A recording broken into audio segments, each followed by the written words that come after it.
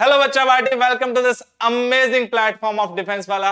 मेरा नाम है मोहित पुनिया और पुनिया जी की दुनिया में आपका स्वागत है। दोस्तों, उम्मीद करते हैं कि आप सब लोग बहुत बढ़िया होंगे और प्रोबेबिलिटी का पार्ट 1 आपने देख लिया था। पार्ट 2 ये जो है, इसमें आज हम प्रोबेबिलिटी को खत्म करेंगे और प्रीवियस ईयर क्वेश्चंस करेंगे बहुत सारे।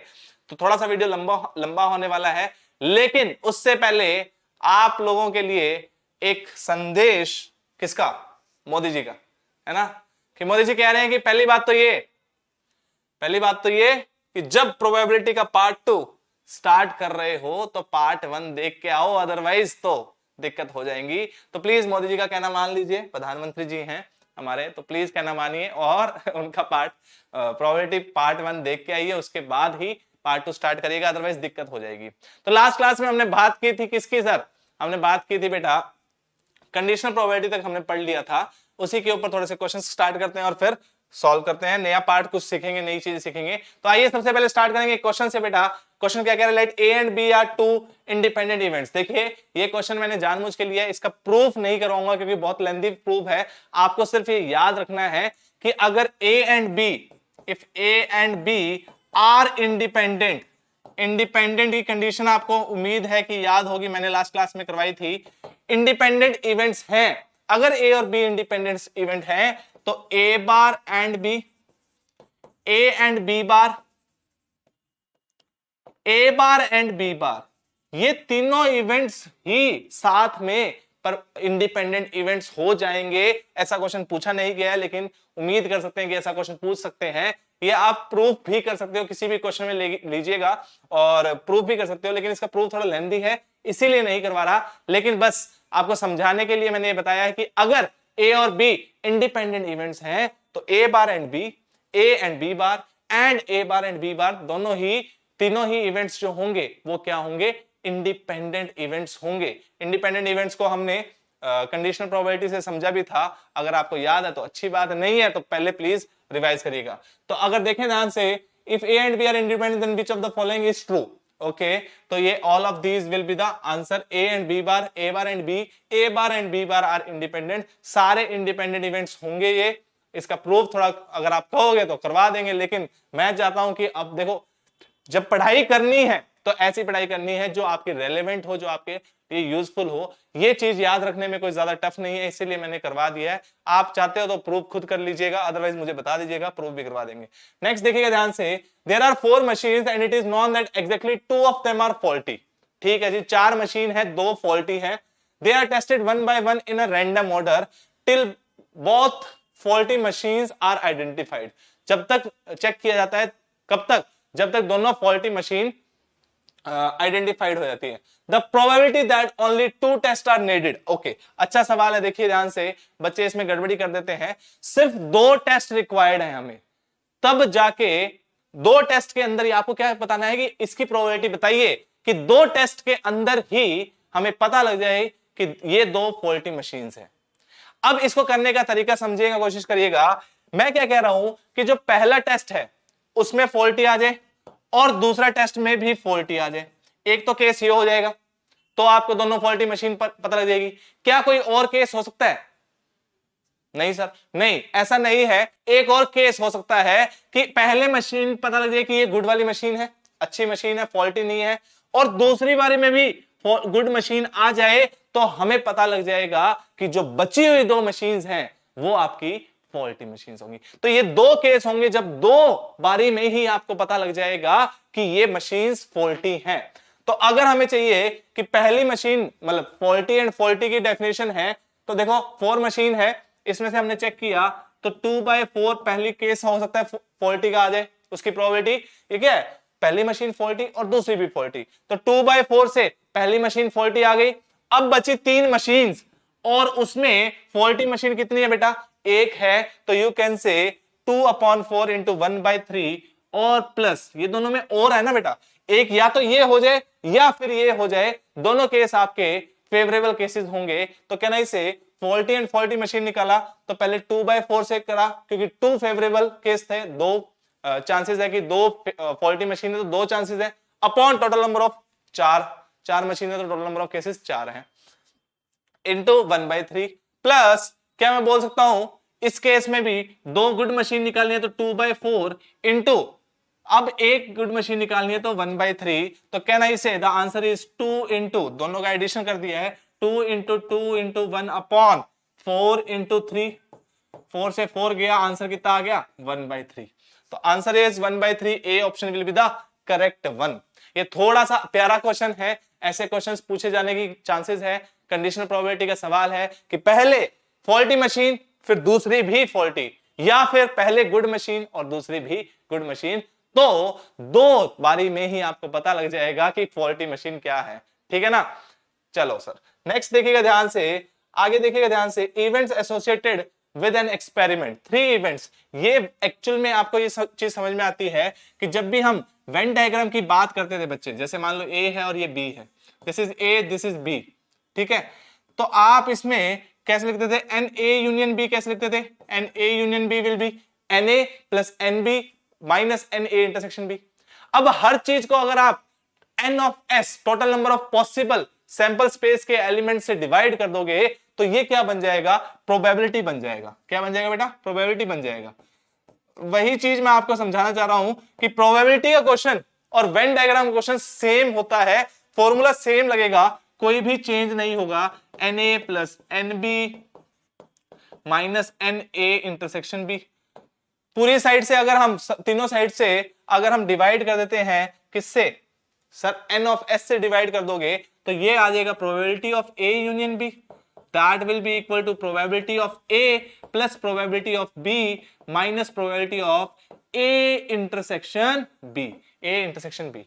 ये केस सेम अगर आप 3 पे अप्लाई करो तो ये कौन सा केस है, देखो ध्यान से, ए इंटरसेक्शन बी बार सी बार का इंटरसेक्शन, मतलब कि ओनली ए की बात हो रही है यहां पे, ओनली ए निकालोगे तो ये चीज होगी, ओनली बी की बात करें तो ये ओनली बी हो गई। यहां पे क्या हो रहा है, both A and B but not C, है ना। ये चीज समझ में आती है ना कि ये ऊपर वाला रीजन देखें तो ए और बी तो हो रहे हैं लेकिन यहां पे सी नहीं हो रहा। तो ये सारा जो खेल है ये किसका है, वेन डायग्राम का है, और वेन डायग्राम तो आप पहले पढ़ के आए हो। ये कौन सा रीजन है, A intersection B intersection C, that means तीनों हो रहे हैं। तो ये बहुत इंपॉर्टेंट है, इसके ऊपर डायरेक्टली क्वेश्चन पूछे जाते हैं तो आप को सॉल्व करने में बड़ा आसानी होगा अगर वेन डायग्राम आपको अच्छे से आता है। ठीक है सर, आगे देखिएगा ध्यान से, नेक्स्ट देखिए क्वेश्चन देखिए, ABC आर द 3 न्यूज़पेपर। जैसे ये देखा और अभी आप 3 इवेंट्स वाला करके आए हो तो आपको समझ में आ गया होगा कि ये क्वेश्चन उसी से रिलेटेड है। 25% of the population reads A, 30% reads B, 15% read C, 16% read both A and this and 4% reads all the 3. Find the percentage of population who reads at least one of A, B, C. तो basically sir हम किसकी बात कर रहे हैं, probability of A union B union C। कम से कम एक तो पढ़े, 2 भी पढ़ सकते हैं, 3 भी पढ़ सकते हैं, तो we can say A union B union C की बात हो रही है। और सर फॉर्मूला तो हमें याद है, PA plus PB plus PC minus PA intersection B minus PB intersection C minus PC intersection A and plus PA intersection B intersection C। क्या हो रहा है सर, पहले कुछ ऐड करते हैं, उसकी वजह से कुछ एक्स्ट्रा ऐड हो गया तो आपने सब्ट्रैक्ट कर दिया। जब आप सब्ट्रैक्ट कर रहे हो तो कुछ एक्स्ट्रा सब्ट्रैक्ट कर दिया, उसकी वजह से आपने ऐड कर दिया। इंक्लूजन एक्सक्लूजन प्रिंसिपल है बच्चे ये मैथमेटिक्स का, इंक्लूजन एक्सक्लूजन प्रिंसिपल है ना। पहले इंक्लूड करते हैं, कुछ एक्स्ट्रा इंक्लूड हो गया तो एक्सक्लूड करते हैं, कुछ एक्स्ट्रा एक्सक्लूड हो गया तो इंक्लूड करते हैं ताकि हमारे पास सही डाटा आ जाए। ठीक है सर, अब देखिए ध्यान से, 25% पॉपुलेशन रीड्स A, तो अगर P ऑफ A की बात करेंगे, P ऑफ A की बात करेंगे तो 25/100 होगी बेटा। इनफैक्ट सारे अगर परसेंटेज में दे रखा है तो 1/100 में कॉमन निकाल रहा हूं, सब बाकी डाटा एज इट इज लिखना है। ये 25 हो गया, प्लस देखिए sir 30% reads B, 15% reads C, तो 30 और 15 आ जाएगा सर, ये B और C इंटरचेंज कर दिया आपने, माइनस कौन कौन सा डाटा है बेटा, A एंड B का 16, 10 इज B एंड C, 16, 10 और 8, तो माइनस होगा 16 माइनस 10 माइनस 8 प्लस क्या हो रहा है बच्चे देखो ध्यान से, 4% रीड्स ऑल द 3, तो A इंटरसेक्शन B की वैल्यू दे रखी है, C की वैल्यू दे रखी है 4। तो अब आपको बस कैलकुलेशन करनी है और कुछ नहीं करना आपको। इनफैक्ट ऑप्शंस जो है वो परसेंटेज में ही दे रखे हैं, तो आप इजीली निकाल सकते हो। ये क्वेश्चन प्रोबेबिलिटी का ना होके किसका हो गया बच्चे, सेट थ्योरी का क्वेश्चन हो गया। बहुत इजी क्वेश्चन हो गया। देखिए ध्यान से, कहना इसे ये 10 गया तो ये 20 बच गया, ठीक है, और ये 16 और 8 24 होता है, और ये +4 तो ये -20 हो गया, और ये इससे कैंसिल आउट हो गया, तो 15 और अच्छा कुछ गड़बड़ी कर दी क्या, देखो ध्यान से, वापस कर लेते हैं कैलकुलेशन। देखिए ध्यान से, कहना इससे 15 40 हो गया, ये 40 और ये 30 70 हो गया सर। 70 में से 10 गया 60 हो गया सर। 60 और 24 और गया, लेकिन 4 ऐड हो गया तो 20 और चला गया, तो 40 बच गया सर। तो 40/100 दैट इज 40% की बात हो रही है। ऑप्शन मैच करते हैं 40%, यस बिल्कुल C is the correct answer. 40% will be your answer, ठीक है सर। नेक्स्ट देखिएगा ध्यान से, अगले क्वेश्चन पे चलते हैं दोस्तों। Let A, B and C be the events such that P is equals to probability of exactly one of A और B। A और B में से एक के होने की चांसेस, 3 इवेंट हैं, ठीक है, एग्जैक्टली वन की बात हो रही है। यहां पे A है, यहां B है, यहां C है। एग्जैक्टली वन ऑफ A और B, क्या मैं ऐसे बोल सकता हूं, probability of exactly one of A और B, एग्जैक्टली वन हो रहा है इनमें से, यही लिखा हुआ है ना, एग्जैक्टली वन ऑफ A और B। तो कौन कौन सा रीजन बेटा, या ये वाला रीजन और ये वाला रीजन की बात हो रही है। क्या मैं इसको ऐसे लिख सकता हूं, कैसे लिखें बेटा, देखो probability of A plus probability of B, A और B ऐड करोगे, माइनस करना है बेटा probability of A intersection B। लेकिन ये तो A यूनियन B आया, देखो ध्यान से, प्रोबेबिलिटी ऑफ A किया तो कौन कौन सा रीजन आ गया, देखो ध्यान से लिख लेते हैं सर, एक लिख लेंगे बाकी समझे। ए में यह रीजन आ जाएगा बच्चे, बी ऐड करेंगे तो ये वाला रीजन आ जाएगा। लेकिन मुझे कौन सा चाहिए, मुझे चाहिए एग्जैक्टली वन ऑफ ए, या तो ए हो रहा हो या बी हो रहा हो, तो मुझे तो ये वाला रीजन सब्ट्रैक्ट करना पड़ेगा, एक ये और एक ये वाला रीजन सब्ट्रैक्ट करना पड़ेगा। क्या मैं twice of P A intersection B subtract कर दूं, हाँ सर, तब आपको आइदर ए और बी, इन दोनों में से एक रीजन मिल जाएगा, ठीक है सर।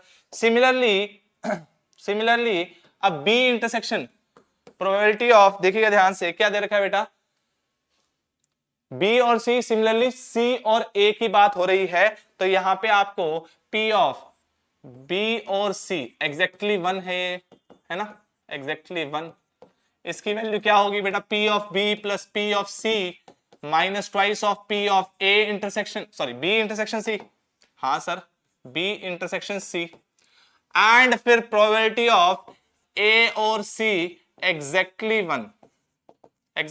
वन ऑफ ए और सी, क्या मैं बोल सकता हूं ये हो जाएगा sir P of A plus P of B sir C minus twice of P of A intersection C. Same जैसे पहला हुआ था वैसे ये तीनों हो जाएंगे। इन तीनों की प्रोबेबिलिटी आपको कितनी दे रखी है बेटा, पी दे रखी है, पी पी और पी। ओके सर, अच्छा सवाल है दोस्तों ये।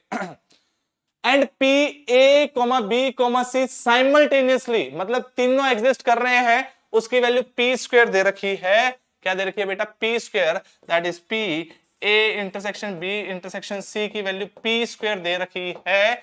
क्या निकालना आपको, at least one of A union, मतलब ए बी सी, कम से कम एक हो रहा हो, उस रीजन को हम क्या बोलते हैं, A union B union C की वैल्यू निकालनी है यहां से। तो कलर चेंज कर लेते हैं sir, P of A union B union C. अब ये चीज तो आपको समझ में आ रही है ना कि ये A union B union C का formula P A plus P B plus P C minus P A intersection B minus B intersection C minus C intersection A plus A intersection B intersection C का ये value निकालनी है, ठीक है sir. तो कहना इसे यहां से, चलो ये लिख लेते हैं बेटा ताकि ज्यादा समझ में आए, P A plus P B plus P C minus P A intersection B minus B intersection C minus C intersection A plus P of A intersection B intersection C. अब आपको ये वैल्यू निकालनी है, आपके पास सिर्फ ये वैल्यू है, जो कि पी स्क्वायर है। बाकी वैल्यू कैसे निकालोगे समझने की कोशिश करो। अगर इस इक्वेशन को और इस इक्वेशन को ऐड करते हैं, तीनों को ऐड कर दीजिए दोस्तों, तो क्या आ रहा होगा आपके पास? देखो पी ए कितनी बार आ रहा है, एक बार पी ए यहां और एक बार पी ए यहां, 2 बार हो गया। पीबी भी 2 बार, पीसी भी 2 बार, और ये सारे 2 बार थे ही। तो कहना इसे कि सर ये P A plus P B plus P C minus P A intersection B minus P B intersection C minus P C intersection A की वैल्यू कितनी हो जाएगी? 3 बार ऐड करें तो 3p, और यहां आ जाएगा ट्वाइस। बिल्कुल सही बात है सर, ये 2 उधर चला जाएगा तो 3p/2 वैल्यू आ जाएगी, और ये वैल्यू यहाँ पे आपको सब्स्टिट्यूट करनी है। आपका फाइनल आंसर क्या आ जाएगा सर? इसमें पुट कर दीजिए 3p/2 वैल्यू तो ऊपर वाले की हो गई सर, और नीचे वाले की वैल्यू p स्क्वायर है तो वो ऐड कर दीजिए। तो आंसर क्या आया sir? 2p square plus 3p/2। देखते हैं क्या ऑप्शन मैच कर रहा है। 2p square plus 3p/2 option A he match कर गया। That will be your final answer. यही तो आ रहा है ना, देखो ध्यान से, 2p square plus 3p/2। LCM ले लिया बस, 2p square plus 3p/2 sir, ठीक है। तो final answer is 2p square plus 3p/2। कोई और ऑप्शन मैच तो नहीं कर रहा? नहीं sir, 2p square plus 3p/4 है, ये नहीं आएगा। अपॉन 4 तो नहीं आना चाहिए था, ये इंटरचेंज हो गया, तो option A is the correct one. ठीक है सर, नेक्स्ट देखिएगा ध्यान से, बाइनोमियल प्रोबेबिलिटी। अब ये बाइनोमियल थ्योरम का यूज करते हुए प्रोबेबिलिटी की बात की जा रही है यहां पे। देखो इस केस में क्या होता है, ऐसे डायरेक्ट क्वेश्चन आपसे पूछे जाएंगे। इस केस में क्या होता है समझने की कोशिश करना, कि मान लो आपके पास एक इवेंट हो रहा है जिसमें सक्सेस को आपने, मान लो उसकी प्रोबेबिलिटी को आपने, प्रोबेबिलिटी ऑफ सक्सेस जो है आपने P मान ली, और प्रोबेबिलिटी ऑफ फेलियर जो है वो क्या माना आपने? R मान दिया, मतलब Q मान लिया। ठीक है, Q मान लिया, सच दैट कि सक्सेस प्लस फेलियर की प्रोबेबिलिटी का सम कितना हो रहा है? 1 हो रहा है। जैसे मतलब सर, मान लो कि एक कॉइन है, उसको टॉस किया और आपने बोला getting a head is success, तो अगर getting a head is success है तो आप क्या बोल सकते हो? प्रोबेबिलिटी ऑफ सक्सेस कितनी है? 1/2 है। प्रोबेबिलिटी ऑफ फेलियर कितना हो जाएगा? फेलियर क्या होगा इस केस में? Sir getting a tail is a failure here, तो जो फेलियर है बेटा वो क्या हो जाएगा? उसकी प्रोबेबिलिटी भी हाफ हो जाएगी। इस केस में दोनों में बराबर आ रही है, लेकिन मान लो कि 22 कॉइन था तो सक्सेस की प्रोबेबिलिटी 1/3, तो फेलियर की 2/3 हो जाएगी, क्योंकि हेड और टेल दो ही तो ऑप्शन है ना। बिल्कुल सही बात सर। अब ये क्वेश्चन कैसे करेंगे सर? क्वेश्चन ऐसे करेंगे कि आपको बोल देंगे कि 5 कॉइन है, उनको टॉस किया, and getting a head is a success. ठीक है सर, जैसे ही आप ये बोलोगे तो आपको सक्सेस की प्रोबेबिलिटी पता लग गई, फेलियर की प्रोबेबिलिटी पता लग गई।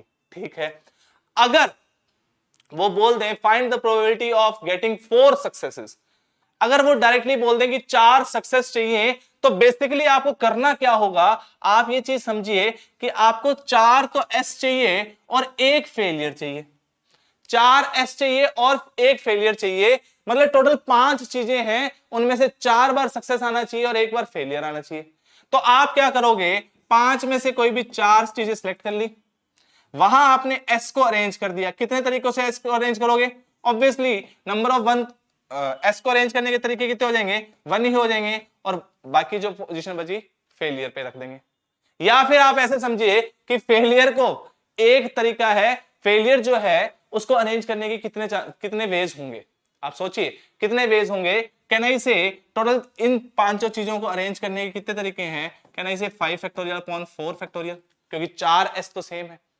सेम कंसेप्ट हम किस पे लगा रहे हैं? अगर मान लो जैसे 3 सक्सेस होते और 2 फेलियर होते, तो आप क्या बोलते हैं कि 5 factorial upon 3 factorial 2 factorial, because 3 S same है और 2 एफ सेम है। बिल्कुल सही बात है सर। अब इसी चीज को मैं क्या लिख रहा हूं? मैं इसको लिख रहा हूं 5C3। क्या लिख रहा हूं बेटा? 5C3, कि 3 तो सक्सेस आ गए आपके पास और 2 फेलियर आ गए। 3 जो पोजीशन सिलेक्ट की उसके आपने उसके ऊपर एस रख दिया, बाकी जो बची हुई पोजीशन है उनके ऊपर एफ रख दिया। और अगर प्रोबेबिलिटी की बात करें तो अगर मान लो प्रोबेबिलिटी में डिफरेंस क्यों आ रहा है, समझने की कोशिश करो कि सिक्का जब उछाल रहे हो आपको नहीं पता कि आपके पास पहले केस में फेलियर आएगा या पहले केस में सक्सेस आएगा, तो आपको तो सारे केस कंसीडर करने पड़ेंगे। वो सारे केसेस जो है वो आपने यहां कंसीडर कर लिए, बाकी मल्टीप्लीकेशन कर देंगे किसके साथ, प्रोबेबिलिटी के साथ, तो आपको प्रोबेबिलिटी मिल जाएगी कि 3 सक्सेस आने की प्रोबेबिलिटी क्या है। इसी को हम कहते हैं बाइनोमियल प्रोबेबिलिटी। बाइनोमियल की हेल्प से प्रोबेबिलिटी का डिस्ट्रीब्यूशन जो हो रहा है उसकी बात कर रहे हैं हम यहाँ पे। तो देखो मान लो for example let an experiment has n independent trials, n trials हो रहे हैं उसके अंदर, और उसके अंदर 2 पॉसिबल आउटकम्स है, एक है सक्सेस और दूसरा है फेलियर। अब ये जो सक्सेस है, if probability of getting success is p, probability of getting failure is q, then we can say p plus q की वैल्यू कितनी है, 1 है। अगर है तो अब देखिए ध्यान से, r सक्सेसेस चाहिए आपको, r सक्सेस चाहिए, मतलब कि सर आपको s चाहिए कितने टाइम्स, r टाइम्स। ऑब्वियस ही बात है सर, फिर फेलियर कितने टाइम्स चाहिएगा आपको, फेलियर कितने टाइम्स चाहिएगा सर, फेलियर हो जाएगा यहाँ पे, फेलियर आएगा सर कितने times, n minus r times, क्योंकि टोटल नंबर ऑफ टाइम्स कितने हैं, n इंडिपेंडेंट ट्रायल्स हैं, तो टोटल तो n हो गए। r अगर इधर आ गए सक्सेस तो n माइनस r फेलियर होंगे। अब देखो ध्यान से, अब इसकी आपको बाइनोमियल की हेल्प क्यों पड़ी, क्योंकि देखो हो सकता है कि पहले केस पे फेलियर आ जाए, दूसरे केस पे सक्सेस आ जाए, तीसरे पे फेलियर आ जाए, चौथे पे सक्सेस आ जाए, पांचवे पे सक्सेस आ जाए, छठे पे सक्सेस, तो वो जो डिस्ट्रीब्यूशन होगा अलग अलग, अरेंजमेंट जो अलग अलग होगा, उसकी प्रोबेबिलिटीज कैसे निकालोगे, समझ में नहीं आ रहा। उसकी प्रोबेबिलिटी तो कैसे निकालोगे, समझ में नहीं आ रहा। जैसे कि ये डिफरेंट हो जाएगा, success success failure success success, और ये डिफरेंट हो जाएगा, सक्सेस सक्सेस सक्सेस फेलियर। ये दोनों केस में 4 सक्सेस तो मिल रहे हैं, एक फेलियर भी मिल रहा है, लेकिन दोनों केस अलग अलग हैं। तो ऐसे केसेस को काउंट करने के लिए हमने क्या किया, हमने बोला कि हम आर थिंग्स जो है सिलेक्ट कर लेंगे, 5 में से 4 चीजें सिलेक्ट कर ली, 4 प्लेसेस सिलेक्ट कर लिए, वहां पे मुझे सक्सेस को रखना है, सक्सेस को रख देंगे, और प्रोबेबिलिटी जो आएगी, सक्सेस की प्रोबेबिलिटी हो जाएगी कितने टाइम्स, 4 टाइम आएगी, और फेलियर की प्रोबेबिलिटी कितने टाइम आएगी, 1 टाइम आएगी। तो कैन आई से दिस आ जाएगा। सर ये 4 टाइम क्यों आ रही है, समझ में नहीं आ रहा। देखो अगर success success failure success success लिख रहे हो तो आप पहले सक्सेस की प्रोबेबिलिटी निकालोगे। लेट अस अज्यूम, यहाँ पे प्रोबेबिलिटी ऑफ सक्सेस जो है अज्यूम कर रहे हैं बेटा, लेट है ना, कि 1/3 है, और फेलियर की प्रोबेबिलिटी जो है लेट अस अज्यूम कितनी है, 2/3 है। तो आप क्या लिखोगे, 1/3 इंटू 1/3 इंटू 2/3 इंटू 1/3 इंटू 1/3, यही तो लिखोगे। बिल्कुल सर। अब ये 1/3 की पावर कितनी आई सर, 4 आई, सक्सेस की पावर 4, फेलियर की पावर 2/3 की पावर कितनी आई सर, 1 आई, देखो फेलियर की पावर 1 आई। यही चीज मैं आपको समझाने की कोशिश कर रहा हूं कि अगर मान लो जैसे और केस ले लेते हैं, success success success failure failure, 5 toss किए आपने, उसमें सक्सेस की प्रोबेबिलिटी क्या दे दी आपने, let us assume 1/3 again, failure की ऑब्वियसली क्या आ जाएगी सर, 2/3 आ जाएगी सर। ठीक है सर जी। अब इनको अरेंज करना है सर, ऐसा केस हो सकता है, ये फेवरेबल है हमारा, ऐसा भी तो हो सकता है सर, ऐसा भी हो सकता है सर। इन सब में सिर्फ एक चीज कॉमन है, वो कॉमन कौन सी है कि सक्सेस जो जिसकी प्रोबेबिलिटी 1/3 है उसकी पावर तो 3 आएगी, और 2/3 की पावर हमेशा 2 आएगी सर। इस केस में भी देख लो, 1/3 की पावर 3 आएगी और 2/3 की पावर 2 आएगी सर। इस केस में भी देख लो, 1/3 3 बार मल्टीप्लाई होगा, फेलियर जो है उसकी प्रोबेबिलिटी कितनी है, 2/3, वो 2 बार मल्टीप्लाई होगा।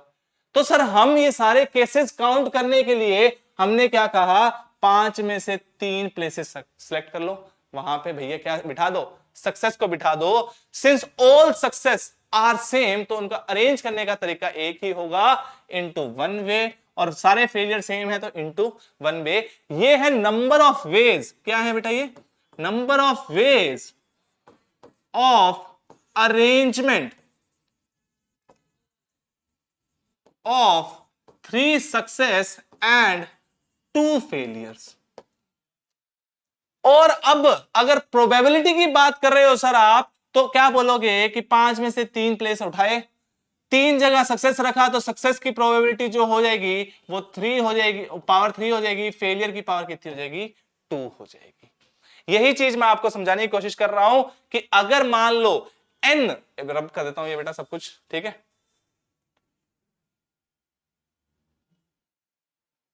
अगर मान लो n टोटल आउटकम्स हैं, n टोटल केसेस हैं, n टाइम्स एक्सपेरिमेंट किया गया है, n टाइम्स किया गया है, जिसमें से r टाइम्स आपको सक्सेस मिल रहा है, तो n माइनस आर टाइम्स क्या मिलेगा बेटा, फेलियर मिलेगा। ओके सर, अब इसकी प्रोबेबिलिटी अगर निकालनी है तो यू कैन से n में से r टाइम r चीजें सिलेक्ट की, r प्लेसेस सिलेक्ट किए, वहां पे आपने सक्सेस की प्रोबेबिलिटी रख दी, उसकी पावर कितनी आ जाएगी सर, r आ जाएगी, और फेलियर की पावर कितनी आ जाएगी सर, n माइनस आर आ जाएगी। यही हम बाइनोमियल थ्योरम में भी पढ़ते हैं, यही तो पढ़ा था बाइनोमियल एक्सपेंशन में, बिल्कुल। तो वी कैन से सक्सेस की प्रोबेबिलिटी कितनी p मानी है तो s की जगह p आ गया, और फेलियर की प्रोबेबिलिटी q मानी है तो f की जगह q आ गया। तो अगर आपको ऐसा कोई क्वेश्चन मिलता है तो आप डायरेक्टली सॉल्व कर सकते हो एनसीआर p की power r n minus q की पावर n माइनस r। जैसे कि सर देखो एक क्वेश्चन करेंगे तब ज्यादा समझ में आएगा। ये देखो एक क्वेश्चन, ये देखिए ध्यान से, a pair of dice is throne, क्या किया बेटा, अ pair of dice is throne, और उसके ऊपर फेंक दिया, जा भाई जा, ऐसे फेंक दिया, जाओ। तो a pair of dice is thrown 6 times, कितने time, 6 times, getting a doublet is considered as a success. तो P जो आप प्रोबेबिलिटी ऑफ सक्सेस मानते हो, डबलेट आने को आप बोल रहे हो कि सक्सेस है। अब pair of dice, 6 bar pair of dice को रोल किया गया है, सक्सेस की प्रोबेबिलिटी कितनी होगी, टोटल नंबर ऑफ केसेस 36 आ सकते हैं पेयर ऑफ डाइस, ठीक है। और अब अगर आप सोचो क्या मैं बोल सकता हूं कितनी डबलेट कितने आ सकते हैं, 1 1 2 2 3 3 4 4 5 5। तो यू कैन से 6 केसेस आपके फेवरेबल हो गए, तो probability of getting success is 1/6। Obvious सी बात है बाकी सारे केसेस फेलियर होंगे, है ना, बाकी सारे केसेस क्या होंगे, फेलियर होंगे। यहां पे क्या आ जाएगा, ये यू कैन से सक्सेस, फेलियर होंगे, उसकी वैल्यू आप क्यू मानते हो तो उसकी वैल्यू 5/6 हो जाएगी, ठीक है सर। अब देखिए ध्यान से, compute the probability of no success, कोई भी सक्सेस आपको ना मिले, मतलब कि सिर्फ आपको फेलियर मिलता रहे, तो यू कैन से कि सर आपको अरेंज करना है। देखो फर्स्ट पार्ट, एक वे तो आप ऐसे कह सकते हो failure failure failure failure failure failure, तो कैन आई से ये आ जाएगा सर 5/6 इंटू 5/6 इंटू 5/6 की power 6, this will be your answer. बिल्कुल सही बात है। अगर आप बाइनोमियल से जाते हो सर, बाइनोमियल प्रोबेबिलिटी से, तो n की वैल्यू तो 6 टाइम थी, 6 में से कोई 0 प्लेसेस सिलेक्ट करेंगे, वहां आप सक्सेस को बिठा दोगे p की पावर 0, और फेलियर जो है वो 6 टाइम्स आ जाएगा। 6 से 0, 6 में से 0 चीजें सिलेक्ट करने का कितना तरीका, एक तरीका सर 1 इंटू पी की वैल्यू की पावर 0 तो 1 हो जाएगा, और q की वैल्यू है 5/6 की पावर 6 हो जाएगी। तो आप rather than doing this directly ये कर सकते हो, क्योंकि ये इजी है। अभी तो नो सक्सेस आ रहा था इसलिए आपने इजीली बता दिया कि ये कर लीजिए सर, लेकिन सर जैसे ही आया आपके पास एग्जैक्टली 1 सक्सेस, तो देखिए ध्यान से, एग्जैक्टली 1 सक्सेस कैसे कैसे आएगा कि P आ जाए, या यू कैन से S आ जाए, फिर फेलियर फिर फेलियर फिर फेलियर फिर फेलियर फिर फेलियर, समझ रहे हो ना, failure success failure failure failure failure failure failure success failure failure failure, समझ रहे हो। ऐसे 6 केसेस बन रहे हैं आपके पास, एस की वैल्यू जो मूव होती जा रही है, बस 6 केसेस बन रहे हैं। Rather than making these 6 cases, आप डायरेक्टली क्या करोगे, 1 2 3 4 5 6, डायरेक्टली आप क्या करोगे कि कितने सक्सेस चाहिए सर, 1 सक्सेस चाहिए। क्वेश्चन में क्या रहेगा, एग्जैक्टली 1 सक्सेस, तो 6C1, ये सेकंड पार्ट आपका, आप क्या करोगे 6C1 into probability of getting a success 1/6 की power 1 into probability of getting failure 5/6 की power n minus r, that is 5, this will be your answer. तो 6C1 6 हो गया इंटू 1/6 इंटू 5/6 की पावर 5, तो ये कैंसिल आउट हो गया। यू कैन से 5/6 की power 5 will be your final answer, will be your final answer. Simple sir. अब देखो, अब मैं यहीं पे क्वेश्चन बना देता हूं, एग्जैक्टली 2 सक्सेस, एग्जैक्टली 2 सक्सेस, तो आप क्या करोगे, 6c2 इंटू 1/6 की पावर 2 इंटू 5/6 की पावर 4, ये आपका आंसर आ जाएगा। सिर्फ इतना लिखना होगा, आपको आंसर आ जाएगा, खत्म हो जाएगा क्वेश्चन। और अगर हम बात करें, चलो ये 3 मान लेते हैं क्योंकि हमारा क्वेश्चन तो कुछ और था। थर्ड देखिए, एटलीस्ट 1 सक्सेस, कम से कम एक सक्सेस हो। आप ये चीज भी बोल सकते हो, इसको 2 वे से कर सकते हो सर। थर्ड पार्ट क्या है, एटलीस्ट 1 सक्सेस, तो आप ये बोल सकते हो कि सर कम से कम एक सक्सेस चाहिए। एक हो सकता है, 2 हो सकते हैं, 3 हो सकते हैं, 4 हो सकते हैं, 5 हो सकते हैं, 6 हो सकते हैं। आप इसको या तो ऐसे कर सकते हो कि 1 success plus 2 success plus 3 success plus 4 success plus 5 success plus 6 success. लेकिन आपको टाइम बचाना है बच्चा पार्टी, तो आप ऐसे नहीं करोगे। आप बोलोगे कि the probability of this case, probability of third will be equal to 1 minus 0 success, 1 minus 0 success, कि उसको सक्सेस मिले ही ना, हमेशा फेलियर मिलता रहे, तो आपको वो केस सेम हो जाएगा कि एटलीस्ट 1 सक्सेस, कम से कम एक सक्सेस मिले या फिर 0 सक्सेस मिले, बात एक ही है ना। ओ 0 फेलियर मिले, 0 सक्सेस नहीं, 0 फेलियर, 0 फेलियर बच्चा, फेलियर। कम से कम एक सक्सेस मिले या फिर क्या हो जाए बेटा, देखो इसमें केस में क्या आएगा, आप समझने की कोशिश करिए कि आपको कम से कम एक सक्सेस चाहिए, ठीक है। तो आप क्या लिखोगे सर, सक्सेस, अच्छा वो पहले मैंने सही लिखा था, या failure failure failure failure failure, ये केस हो गया। दूसरा क्या है, success success failure failure failure failure, 2 case. तीसरा case 3S 3F 4S 2F 5S 1F और 6S। अब इस केस में आपको क्या बच गया है, आप सोच के देखिए कि अगर यहां पे F F F F F होता, 6 बार F होता है, तो सब का तो सम हो गया था सर, ये तो 1 आ जाता बिल्कुल। तो आपको सिर्फ क्या करना है, probability of third part is equal to 1 minus हर बार फेलियर हो जाए, हर बार फेलियर, 1 माइनस हर बार फेलियर और 1 माइनस 0 सक्सेस, कि उसको सक्सेस मिले ही ना, उसको सब्ट्रैक्ट कर दे 1 में से, आंसर आपका सेम आ जाएगा। ठीक है सर, तो 1 माइनस पी फेलियर का मतलब क्या हुआ, 1 माइनस फेलियर ही मिले उसको, तो कहना इसे 5/6 की पावर 6 हो जाएगा सर, ये आपका फाइनल आंसर हो जाएगा। 1 माइनस 5/6 की पावर 6, 0 सक्सेस की बात कर रहे हो आप, 1 माइनस 0 सक्सेस मतलब कि सारे फेलियर हो जाए, तो 5/6 की power 6, this will your final answer. तो ये चीज समझिए कि आप क्या कर रहे हो, 1 में से वो वाली वैल्यू सब्ट्रैक्ट कर रहे हो कि बच्ची वैल्यू सब्ट्रैक्ट कर दें, ताकि जो आपको चाहिए था वो मिल जाए। ठीक है सर, तो ये केस आप ऐसे भी सॉल्व कर सकते थे, ऐसे ही करिएगा रेदर देन डूइंग दिस।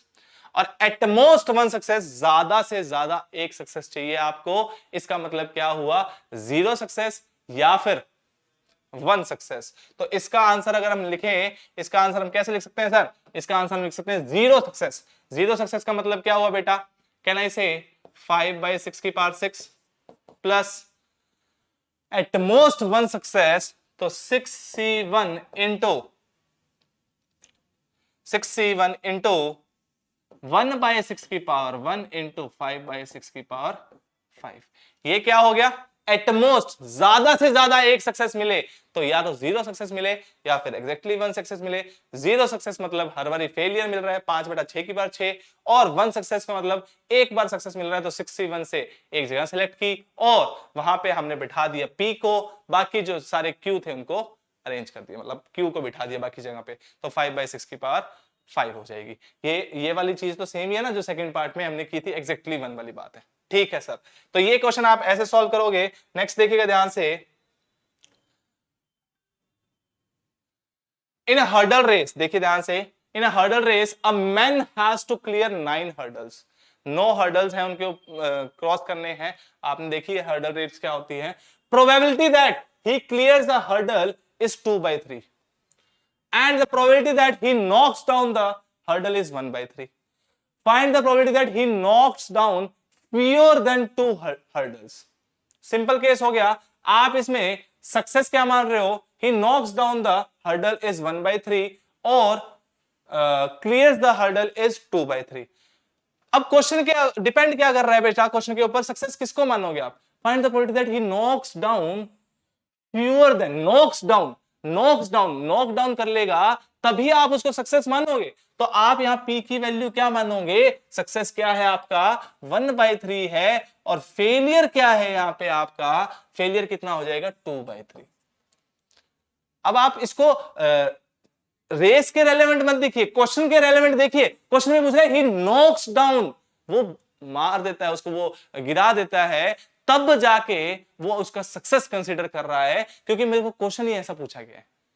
ये थोड़ा सा इंटरचेंजिंग सा क्वेश्चन है, इसलिए कंफ्यूज मत हो जाइएगा। आप बोलते हो कि सर जंप कर जाएगा तो वो सक्सेस होना चाहिए, नहीं, वो रेस के पॉइंट ऑफ व्यू से है, ये क्वेश्चन के पॉइंट ऑफ व्यू से है। क्वेश्चन क्या कह रहा है कि find the probability that he knocks down fewer than 2 hurdles, गिरा देता है 2 से कम हर्डल, उसकी प्रोबेबिलिटी निकालिए। तो सक्सेस इस कंसीडर क्या कंसीडर करोगे आप, क्या कंसीडर करोगे कि सर अगर वो नॉकडाउन कर रहा है तो वो सक्सेस है, नॉकडाउन नहीं कर रहा तो वो फेलियर है। तो P की वैल्यू 1/3, Q की वैल्यू 2/3 आपको मिल गई। अब क्या निकाला है, फ्यूअर देन 2, तो या तो एक सक्सेस मिल जाए या फिर 0 सक्सेस मिल जाए। तो आप क्या करोगे, 9C0 से 0 पोजीशन सेलेक्ट की, उधर आपने सक्सेस को बिठा दिया और बाकी जगह आपने फेलियर को बिठा दिया, तो ये पावर 9। या फिर सर एक फ्यूअर देन 2 का मतलब 0 या 1, तो 9C1 से एक पोजीशन सेलेक्ट की, 1/3 की पावर 1 और 2/3 की पावर 8 हो जाएगी सर, 2/3 की पावर 8 हो जाएगी। तो ऑप्शन सी आपका करेक्ट हो जाएगा, ए और बी ऑप्शन नहीं होगा, नन ऑफ दीज भी नहीं होगा। ए सी इज द करेक्ट, 9C0 1/3 की पावर 0, 2/3 की पावर 9, 9C1 1/3 की पावर 1, 2/3 की power 8 will be your correct answer. ठीक है सर, आगे बढ़ो। एक शराबी आदमी के ऊपर आते हैं, जो कि बहुत ही गलत चीज है ना। एक शराबी आदमी है, वो भाई साहब चल रहे हैं, तो वो नशे में है, पता नहीं कौन सा नशा कर रखा है। सर आपने नाम दे दिया तो उसी का नशा होगा, हाँ हो सकता है। तो वी कैन से कि वो उनको पता ही नहीं उनके स्टेप्स आगे जा रहे हैं या पीछे जा रहे हैं, है ना। ठीक है sir, takes a step forward और बैकवर्ड, या तो आगे स्टेप रखेगा या फिर पीछे रखेगा, उसके अलावा वो कुछ नहीं कर रहा, आगे पीछे स्टेप रख रहा है, पता नहीं लग रहा क्योंकि नशे में है, उनको समझ में नहीं आ रहा। ठीक है सर, सस्ते नशे, है ना। The probability that he takes a step forward is 0.4. Probability that at the end of 11 steps, तो देखो इसको सक्सेस मान लेते हैं। Probability that स्टेप फॉरवर्ड को, भाई जीत रहा है आदमी तो इसको सक्सेस मान लिया। Q क्या हो गया यहाँ पे 0.6 हो गया, या तो आगे रखेगा या पीछे रखेगा। तो अगर आगे रख रहा है उसकी प्रोबेबिलिटी 0.4 है, तो पीछे जो रखेगा उसकी 0.6 होगी। Find the probability that at the end of 11 steps he is just 1 step away from the starting point। देखो उसने 11 स्टेप तो रख लिए, 11 स्टेप तो रख लिए उसने, लेकिन वो क्या कर रहा है, आपको प्रोबेबिलिटी निकालनी है कि वो एक स्टेप पीछे होगा, एक स्टेप दूर होगा अपने पोजीशन से। तो इसके 2 केस बनते हैं। कौन कौन से 2 केस बनते हैं बेटा, कि वो 6 स्टेप तो फॉरवर्ड ले और 5 स्टेप बैकवर्ड ले ले। अगर ऐसा होता है दोस्तों, अगर ऐसा होता है तब भी वो एक स्टेप दूर होगा। दूसरा केस क्या हो रहा है कि वो 6 स्टेप्स तो बैकवर्ड ले ले, बैकवर्ड्स में ले ले, एंड 5 स्टेप्स फॉरवर्ड में ले ले, तो वो अपनी करंट पोजीशन से क्या हो जाएगा बेटा, एक स्टेप पीछे हो जाएगा। लेकिन इसमें इसने कुछ नहीं बोला कि आगे पीछे, 1 step away from the starting point, तो भी ये केस भी जायज है। ठीक है सर। 6 स्टेप फॉरवर्ड, फॉरवर्ड को आपने क्या माना है, आंसर में फर्क नहीं पड़ेगा, फॉरवर्ड को क्या माना है 0.4 माना है। 6 स्टेप फॉरवर्ड लेने हैं तो 11 से 6.4 की पावर 6.6 की पावर 5, ठीक है सर, और प्लस 11 सी 5.4 की पावर 5.6 की पावर 6। खत्म हो गया केस, है ना, खत्म हो गया सर। 11C6 और 11C5 की वैल्यू सेम होगी तो क्वेश्चन के ऊपर कोई फर्क नहीं पड़ेगा, आंसर सेम आएगा, चाहे आप किसी को भी सक्सेस मानते हो किसी को भी फेलियर मानते हो, कोई फर्क नहीं पड़ेगा, ठीक है। तो ये आपका फाइनल आंसर होगा। ये मैंने क्वेश्चन समझाने के लिए आपको करवाया है, ऑब्जेक्टिव में इसको कन्वर्ट कर सकते हैं, कोई दिक्कत नहीं है। ठीक है सर जी, ठीक है सर जी। नेक्स्ट क्वेश्चन देखिए। A box contains 3 coins, 1 coin is fair, 1 coin is two-headed and 1 coin is weighted, so that the probability of head appearing is 1/3. ठीक है sir. A coin is selected at random and tossed. Find the probability that head appears. ये question हम अभी ना करके हम इसको tree diagram से करेंगे। वैसे ये क्वेश्चन आपको समझ में आ गया होगा कि ये किस चीज का क्वेश्चन है ना। ट्री डायग्राम से करेंगे, तो जब मैं ट्री डायग्राम समझाऊंगा तब इस क्वेश्चन को दोबारा करेंगे, इस क्वेश्चन पे वापस आ जाएंगे और उससे सॉल्व करेंगे। ठीक है सर, चलिए आगे बढ़िए दोस्तों। नेक्स्ट क्वेश्चन, नेक्स्ट जो थ्योरम है बेटा, बायस थ्योरम जो है बहुत ही जबरदस्त थ्योरम है। देखिए सवाल इसके ऊपर पूछे जाते हैं लेकिन कम पूछे जाते हैं। मैं आपको डायरेक्टली क्या समझाना चाहता हूं, ये इसको समझने से पहले एक और चीज समझाऊंगा, लेकिन ये जो थ्योरम है ये क्या है, ये रिवर्स प्रोबेबिलिटी की थ्योरम है। कैसे सर, रिवर्स प्रोबेबिलिटी की थ्योरम क्या है, क्वेश्चन के थ्रू इसको समझाएंगे और इवेंट के थ्रू भी इसको समझाएंगे। लेकिन इससे पहले एक इंपॉर्टेंट चीज, जो कि इंपॉर्टेंट चीज क्या है वो ये है, टोटल प्रोबेबिलिटी थ्योरम।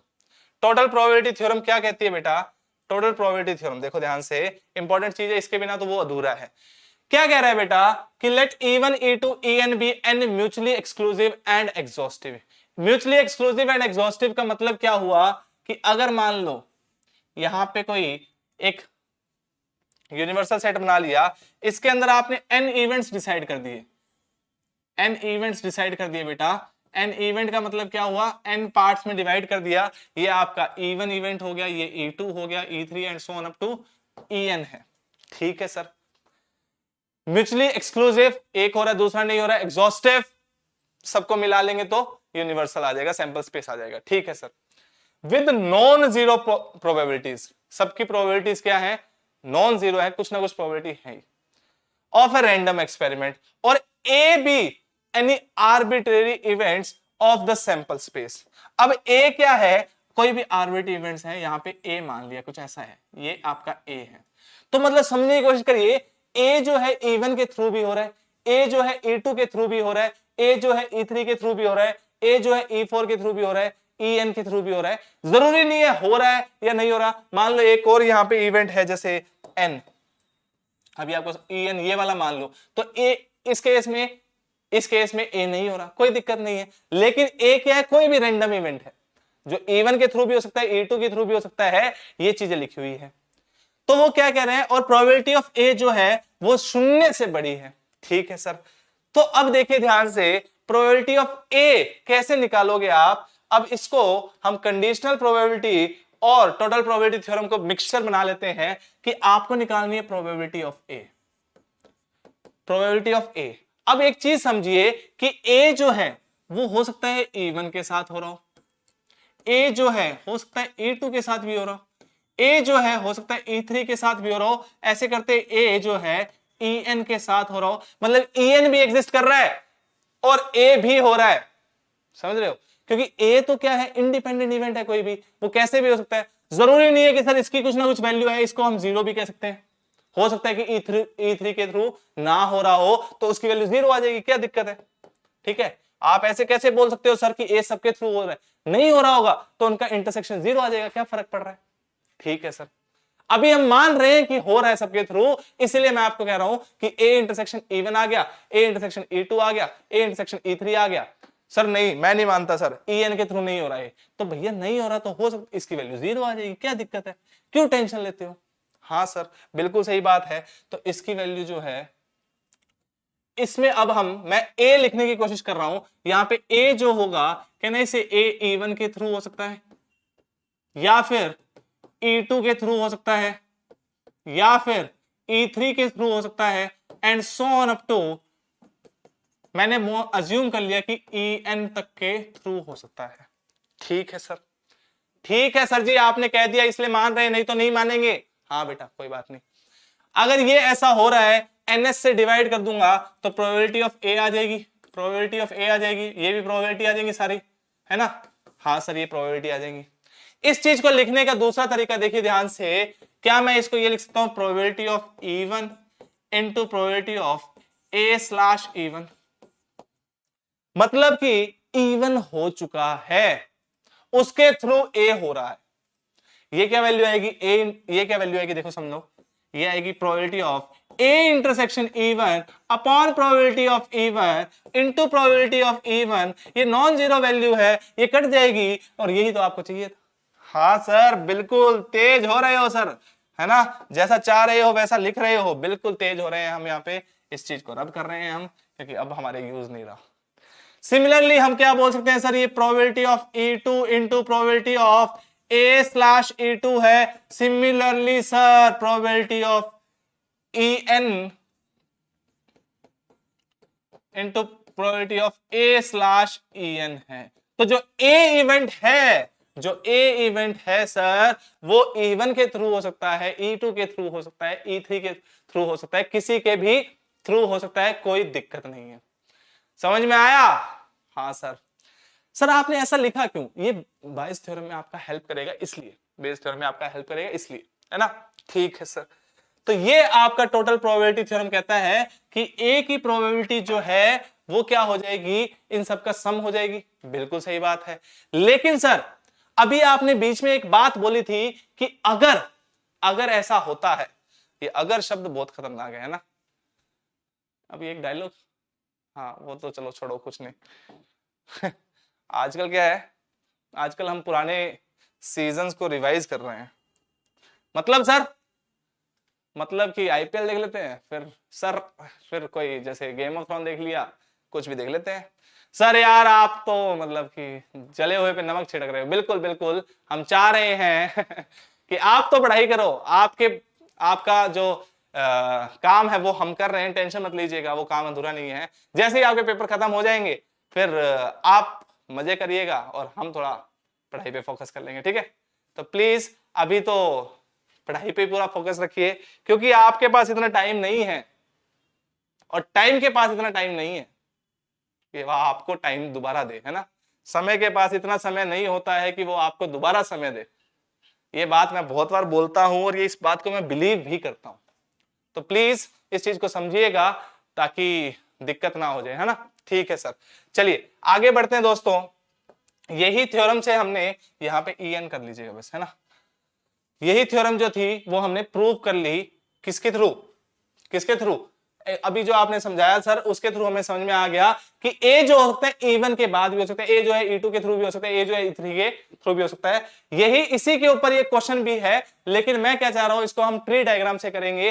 वैसे आप इजिली इसके थ्रू भी कर सकते हो, कोई दिक्कत नहीं है, कोई भी दिक्कत नहीं है। चलो आगे चलते हैं सर, बायस थ्योरम की और बात करते हैं। ये क्या है, ये रिवर्स प्रोबेबिलिटी का खेल है। जैसे फॉर एग्जांपल एक क्वेश्चन के थ्रू समझाता हूं आपको कि एक भाई साहब हैं, वो बस से, ट्रेन से, स्कूटर से या किसी और चीज से आते हैं डॉक्टर के पास, ठीक है। अगर वो बस से आते हैं उनके लेट होने के चांसेस ये हैं, उनके अगर ट्रेन से आते हैं उनके लेट होने के चांसेस ये हैं, अगर ये इससे आते हैं इसके लेट होने के चांसेस ये हैं, इधर से आते हैं तो लेट होने के चांसेस ये हैं। मतलब कि सबकी प्रोबेबिलिटीज दे रखी है कि वो बस से आएंगे, ट्रेन से आएंगे, स्कूटर से आएंगे या फिर किसी और चीज से आएंगे, इसकी प्रोबेबिलिटी क्या है वो दे दी। और वो उनसे आते वक्त लेट हो जाए तो उसकी प्रोबेबिलिटी भी आपको दे दी। अब वो क्या कह रहे हैं कि एक दिन रैंडमली हमने देखा कि वो भाई साहब लेट थे।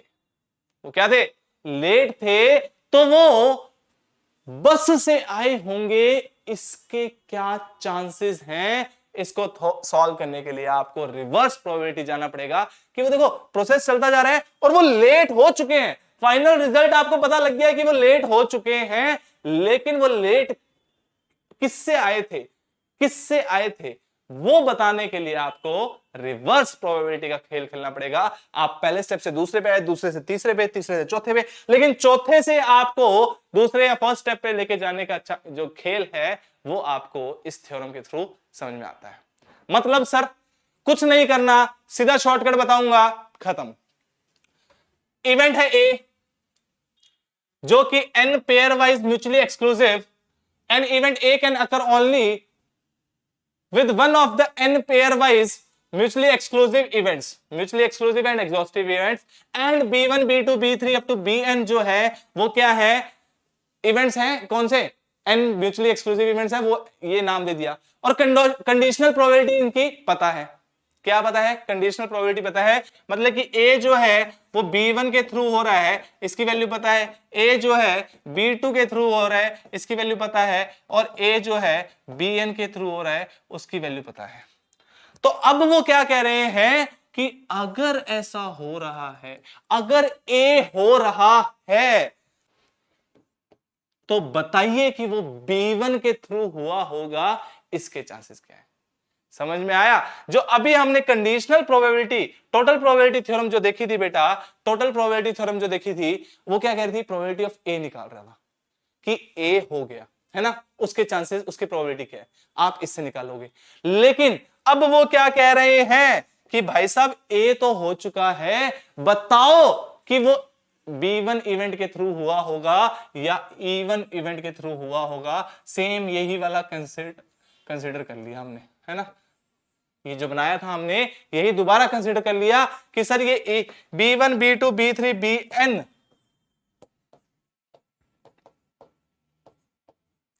Up to Bn n events हैं, इनके थ्रू कोई एक इवेंट A हो रहा है सर जी, A हो रहा है। अब वो क्या बोल रहा है कि A तो हो गया भैया, अब बताओ कि वो B2 के थ्रू हुआ होगा। तो probability of B2 given that A has already occurred, ये निकालने के लिए आपको थ्योरम की रिक्वायरमेंट है। और ये बहुत सिंपल है, ये क्या कहेंगे आपको, ये कह देंगे probability of BI into P। अच्छा इसका मतलब क्या होता है, ये चीज समझो ना, इसका मतलब क्या होता है, इसका तो सर कंडीशनल प्रोबेबिलिटी में हमने समझा था कि B1 intersection A upon P of A, और P ऑफ A तो अभी टोटल प्रोबेबिलिटी थ्योरम से निकाल के आए हैं सर, टोटल प्रोबेबिलिटी थ्योरम से निकाल के आए हैं। PA कैसे निकाला था सर आपने, PA निकाला था आपने P of B1 into P of A slash B1 plus P of B2 into P of A slash B2 and so on, ऐसे वैल्यूज निकाल रहे थे आप A की। हाँ सर ये वैल्यू A की आ गई, और ये जो वैल्यू आएगी सर, इस वैल्यू को आप कैसे बोल सकते हो, ऊपर वाली चीज को, ऊपर वाली चीज को आप क्या बोल सकते हो सर, कि probability of B1 into probability of A slash B1, क्योंकि आपको ये वैल्यू ही पता है, आपको ये वैल्यू ही पता है, ठीक है। तो आपको रिवर्स प्रोबेबिलिटी निकालने के लिए बेयस थ्योरम की हेल्प लगती है, और इसी के थ्रू हम एक क्वेश्चन को सॉल्व करते हैं, फिर आगे बढ़ेंगे, समझने की कोशिश करना। बाकी कुछ क्वेश्चंस आपको होमवर्क दे दूंगा। देखो ये वाला मैं समझा रहा था आपको कि ए डॉक्टर इज टू विजिट, एक डॉक्टर भाई साहब है, वो पेशेंट को विजिट कर रहे हैं, वाह शाबाश सर, कलयुग है। एक doctor wise to visit a patient, from the past experience it is known that the probabilities that he will come by train, bus और स्कूटर और by other means of transport are respectively 3/10, 1/5, 1/10, 1/2/5। ठीक है sir, ये 4 event के through आ सकते हैं, कौन कौन सा, बस से, ट्रेन से, जो भी दे रखा है डाटा दे रखा है, ठीक है सर। और वो क्या कह रहे हैं कि वो लेट आते हैं, इनके थ्रू उनकी प्रोबेबिलिटीज भी दे रखी है। If he comes by train और scooter respectively, but if he comes by other means he never get late. ठीक है सर, सारी प्रोबेबिलिटीज दे दी कि अगर बस से आते हैं तो इतने लेट होते हैं, ट्रेन से आते हैं तो इतने लेट होते हैं। व्हेन ही अराइव्स, एक दिन की बात है जब वो आते हैं, एक दिन की बात है सर जब वो आते हैं, वो लेट आते हैं, और वो अगर लेट आए, what is the probability that he comes by train. समझ रहे हो कि वो लेट तो आ गए भाई साहब, वो लेट हो चुके हैं, what is the probability that he comes by train. तो अब आप चीज समझिए कि आपको प्रॉपरली ऐसा नहीं करना कि पूरा डाटा ऐसे ऐसे फॉर्मूला लिखना है, नहीं, आपको बस ध्यान रखना है इस चीज पे कि हमारा जो फॉर्मूला है वो ऐसे हमें देता है कि B1 intersection A upon P of A। P of A का क्या मतलब हुआ कि A हो चुका है, वो लेट आ चुके हैं। अब वो लेट कैसे आ सकते हैं? वो ट्रेन से लेट आ सकते हैं, वो बस से लेट आ सकते हैं, वो इससे लेट आ सकते हैं, उससे लेट आ सकते हैं। समझ रहे हो ना? ठीक है सर। और हमें क्या निकालना है? हमें निकालना है कि बताओ कि वो बस ट्रेन से लेट आए हुए होंगे तो कैन आई से, देखो ध्यान से, देखो ध्यान से, कैन आई से इस क्वेश्चन का आंसर देखो कितना सिंपल वे से सॉल्व करना है आपको, कुछ नहीं करना। देखो आपको क्या निकालना है? What when he arrives he is late, what is the probability that he comes by train. तो देखो ऊपर आपके आएगा ट्रेन की प्रोबेबिलिटी, ट्रेन से आने की प्रोबेबिलिटी, और उसके थ्रू लेट होने की प्रोबेबिलिटी कितनी है? ट्रेन की प्रोबेबिलिटी 3/10 है, उससे लेट होने की probability 1/4। Okay sir, divided by probability that he is late. Late किस किस से हो सकता है सर? वो ट्रेन से लेट हो सकते हैं, वो बस से लेट हो सकते हैं 1/5 इंटू 1/3, वो स्कूटर से लेट हो सकते हैं 1/10 इंटू 1/10 इंटू 1/12, है ना? या फिर वो तीसरे मीन्स जो लास्ट मीन है 2/5 इंटू 0, वो उससे लेट नहीं होते तो उसकी लेट की प्रोबेबिलिटी 0 लगती है। यही चीज मैं आपको समझा रहा था कि ए जो हो रहा है लेट अस अज्यूम वो एन से हुआ, मैंने पहले ये माना था एन से हुआ, फिर मैंने आपको बोला कि हो सकता है कि एन से ना हो, ईएन इवेंट है उससे ना हो, तो उस केस में प्रोबेबिलिटी क्या लिख दोगे आप? 0 लिख दोगे। उस केस में प्रोबेबिलिटी क्या लिख दोगे? 0 लिख दोगे। तो ये क्या है? वो लेट हुआ किससे? ट्रेन से, अपॉन टोटल अपॉन क्या है? वो लेट हो गए। यही केस आपको निकालना था और कुछ नहीं निकालना। इसको आप फॉर्मूला में लिखोगे तो फॉर्मूला के थ्रू सॉल्व कर लीजिएगा, अदरवाइज आप ऐसे सॉल्व कर लीजिएगा। समझ रहे हो? इसको सॉल्व करके देखते हैं सर क्या आंसर आ रहा है। देखिए ध्यान से, ऊपर तो आ गया 3/40 सर, ऊपर तो आ गया सर 3/40। डिनोमिनेटर में देखिए ध्यान से, डिनोमिनेटर में देखिए 3/40 1/15 और 3/40 1/15 प्लस 1/120 आ रहा है, आई थिंक सो। तो ये 12 बाय, कैसे लिखोगे? 3/40 है डिवाइडेड बाय, ये क्या हो जाएगा? 12/4 से मल्टीप्लाई कर, 3 से मल्टीप्लाई करो, सॉरी, 9/120 लिखा हुआ है सर। इसको आप 8 से मल्टीप्लाई करो, 8/15 120 लिखा हुआ है सर, और ये 1/120 लिखा हुआ है सर। तो इसको आप सॉल्व करिए, 18 3/40 डिवाइडेड बाय 18/120, है ना? तो that will be equal to 3/40 into 120/18, यही आया 1 3 टाइम्स, तो 9/18, दिस इज 1/2। ये क्या आया सर? 1/2 आया। इसका मतलब ये नहीं है कि हाँ हो सकता है कि वो ट्रेन से आए होंगे, हो सकता है वो ट्रेन से नहीं आए होंगे, क्योंकि क्योंकि सर मुन्ना भैया आपको बता रहे हैं, कालीन भैया आपको बता रहे हैं कि अगर आप ऐसा सोचोगे तो गड़बड़ी है ना?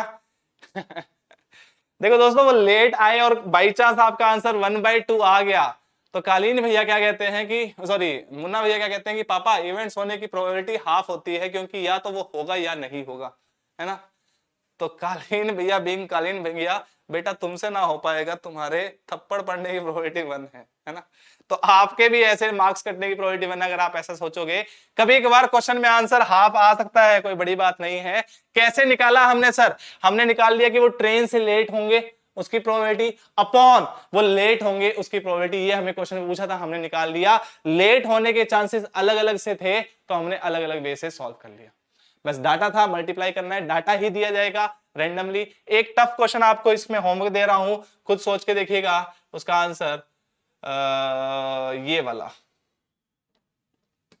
देखो ध्यान से, ये वाला question, a letter is to come from either London और Clifton, the postal mark on the letter legibly shows that consecutive letters on letter को दिखा रहा है, the probability that the letter has come from London is. ये बताना है कि London से आया है, प्रोबेबिलिटी क्या है इसकी, क्योंकि लंदन में भी ओएन है और क्लिफ्टन में भी ओएन है। तो इसके ऊपर आप दिमाग लगाइएगा, इसका आंसर निकालिएगा। चलिए आगे बढ़ते हैं।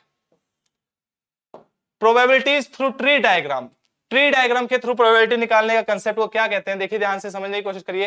ये ये आपको एक केस दे रखा है, आपको समझा देते हैं क्या है। ये कंडीशनल प्रोबेबिलिटी से थोड़ा सा रिलेटेड है, लेकिन बिल्कुल कंडीशनल प्रोबेबिलिटी नहीं है, कंडीशनल प्रोबेबिलिटी से रिलेटेड है।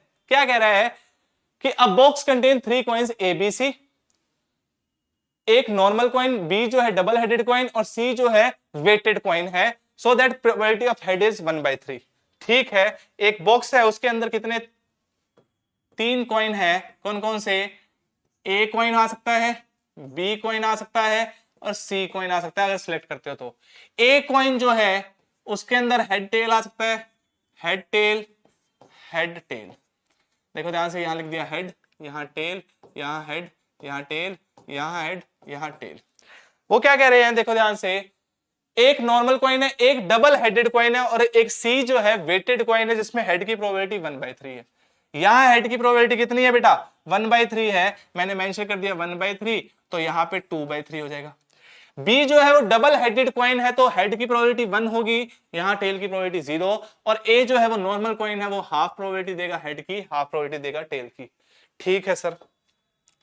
अ coin is randomly selected and tossed. अब एक कॉइन जो है रैंडमली निकाल लिया गया तो तीनों के चांसेस बराबर हैं, 1/3, 1/3, 1/3, 1/3, 1/3, 1/3। ठीक है sir. Find the probability that head appears. अब वो क्या कह रहा है, हेड आना चाहिए, तो हेड कहां कहां से आ सकता है, कौन कौन सी ब्रांच से आ सकता है वो देखते हैं ध्यान से। एक तो इस ब्रांच से आ सकता है हेड, ठीक है सर। एक इस ब्रांच से आ सकता है हेड, ठीक है सर। एक इस ब्रांच से आ सकता है हेड, ठीक है सर। ये 3 ब्रांचेस से आ सकता है। तो ट्री डायग्राम के थ्रू जब प्रोबेबिलिटी निकालते हैं तो आपको कुछ नहीं करना, ब्रांचेस की प्रोबेबिलिटी जो है वो मल्टीप्लाई कर देनी है और बाकी ब्रांचेस में ऐड कर देनी है, आपको आपका जो रिक्वायर्ड आंसर है वो मिल जाएगा। जैसे प्रोबेबिलिटी ऑफ हेड पूछा है तो आप करोगे 1/3 इंटू 1/2। हो क्या रहा है समझिए कि ए सिलेक्ट हुआ होगा, ए सिलेक्ट हुआ होगा, फिर ए में हेड आने की प्रोबेबिलिटी, बी सिलेक्ट हुआ होगा, बी सिलेक्ट हुआ होगा और उसके अंदर हेड आने की प्रोबेबिलिटी, सी सिलेक्ट हुआ होगा, उसके अंदर हेड आने की प्रोबेबिलिटी। बस ये क्या कंडीशनल प्रोबेबिलिटी तो है कि ए सिलेक्ट हुआ होगा उसके अंदर। अब ए सिलेक्ट हो चुका है, हेड बताइए। ये तो लिखा हुआ आपने, probability of selecting A into probability of head given that A has already occurred. यही तो चीज लिखी हुई है। Probability of B given that probability of क्या है ये, head appears when B has already occurred. यही चीज तो लिख रहे हो आप, और क्या लिख रहे हो, सिंपल वे तो ये लिख रहा हो। और सिंपल तीसरा क्या है, प्रोबेबिलिटी की सी आर है इनटू प्रोबेबिलिटी दैट उसमें हेड आए given that C has already occurred. Head ही तो चाहिए, हेड कहां से आएगा, ए के थ्रू आ सकता है, बी के थ्रू आ सकता है, सी के थ्रू आ सकता है। यही चीज तो हम कंडीशनल प्रोबेबिलिटी में सीखते हैं, है ना। हाँ सर, तो ये आपका फाइनल आंसर हो जाएगा 1/6 प्लस 2/6 प्लस 1/9। ऐड कर लीजिएगा, आंसर आ जाएगा, ये आपका आ जाएगा 1/2 प्लस 1/9, 18 आ गया बेटा। तो इसको आप लिख सकते हो 11/18, है ना। 11/18 is the final answer. Similarly अगर हम बात करें sir, if head appears find the probability that it is a normal coin. ये भी वही केस आ गया आपका।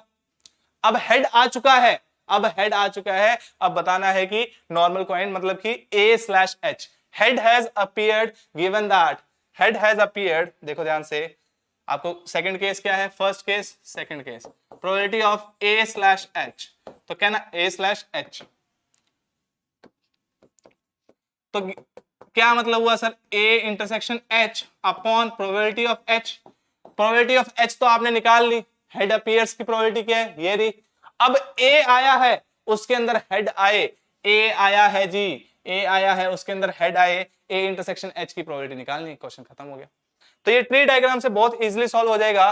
Find the probability that the tail appears, branches का मल्टीप्लिकेशन, उसके बाद अगला वैसा ही पॉइंट। तो कुछ कार्य आप लोगों के लिए, अदरवाइज तो वीडियो बहुत लंबा हो जाएगा बेटा। चलिए आगे बढ़ते हैं। ऐसे ही क्वेश्चन ये मैंने आपको जो बताया था कि वापस रिलेट करेंगे, वो वाला क्वेश्चन वहां पे भी सॉल्व करिएगा। देखिए ध्यान से, एक और क्वेश्चन करवा देते हैं इसके ऊपर। क्या क्वेश्चन है कि एक बॉक्स में 10 कॉइन्स है, 5 डबल हेडेड कॉइन्स है, x 3 डबल टेल्ड कॉइन्स है, 2 जो है नॉर्मल कॉइन्स है z। तो यहां पे बॉक्स है बेटा, थोड़ा सा इधर बना लो बॉक्स को, नेक्स्ट पेज में बना लेते हैं। यहां पे बॉक्स है बेटा, यहां पे 10 कॉइन्स है, तो हो सकता है कि x आए, हो सकता है कि y आए, हो सकता है कि z आए। x का मतलब क्या है बेटा, 5 कॉइन्स है x की, तो x के आने के चांसेस ज्यादा होंगे, 5/10 दैट इज 1/2। y कितना है सर, 3 कॉइन्स है, तो इसकी प्रोबेबिलिटी कितनी है, 3/10, एंड देन वी कैन से 5 और 3 8 और 2/10 है ना, 2/10 z आने की। ठीक है सर।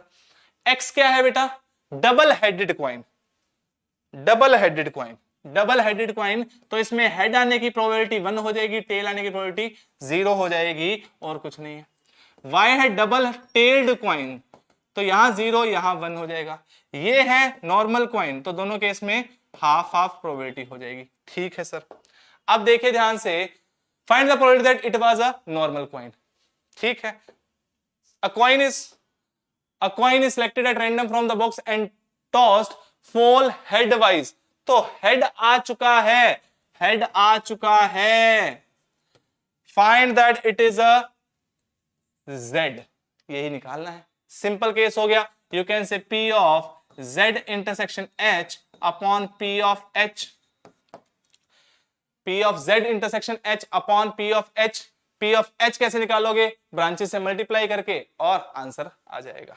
ठीक है सर जी, ठीक है। आगे बढ़ते हैं जल्दी से, खुद सॉल्व करिए, कैलकुलेशन बची और कुछ नहीं बचा।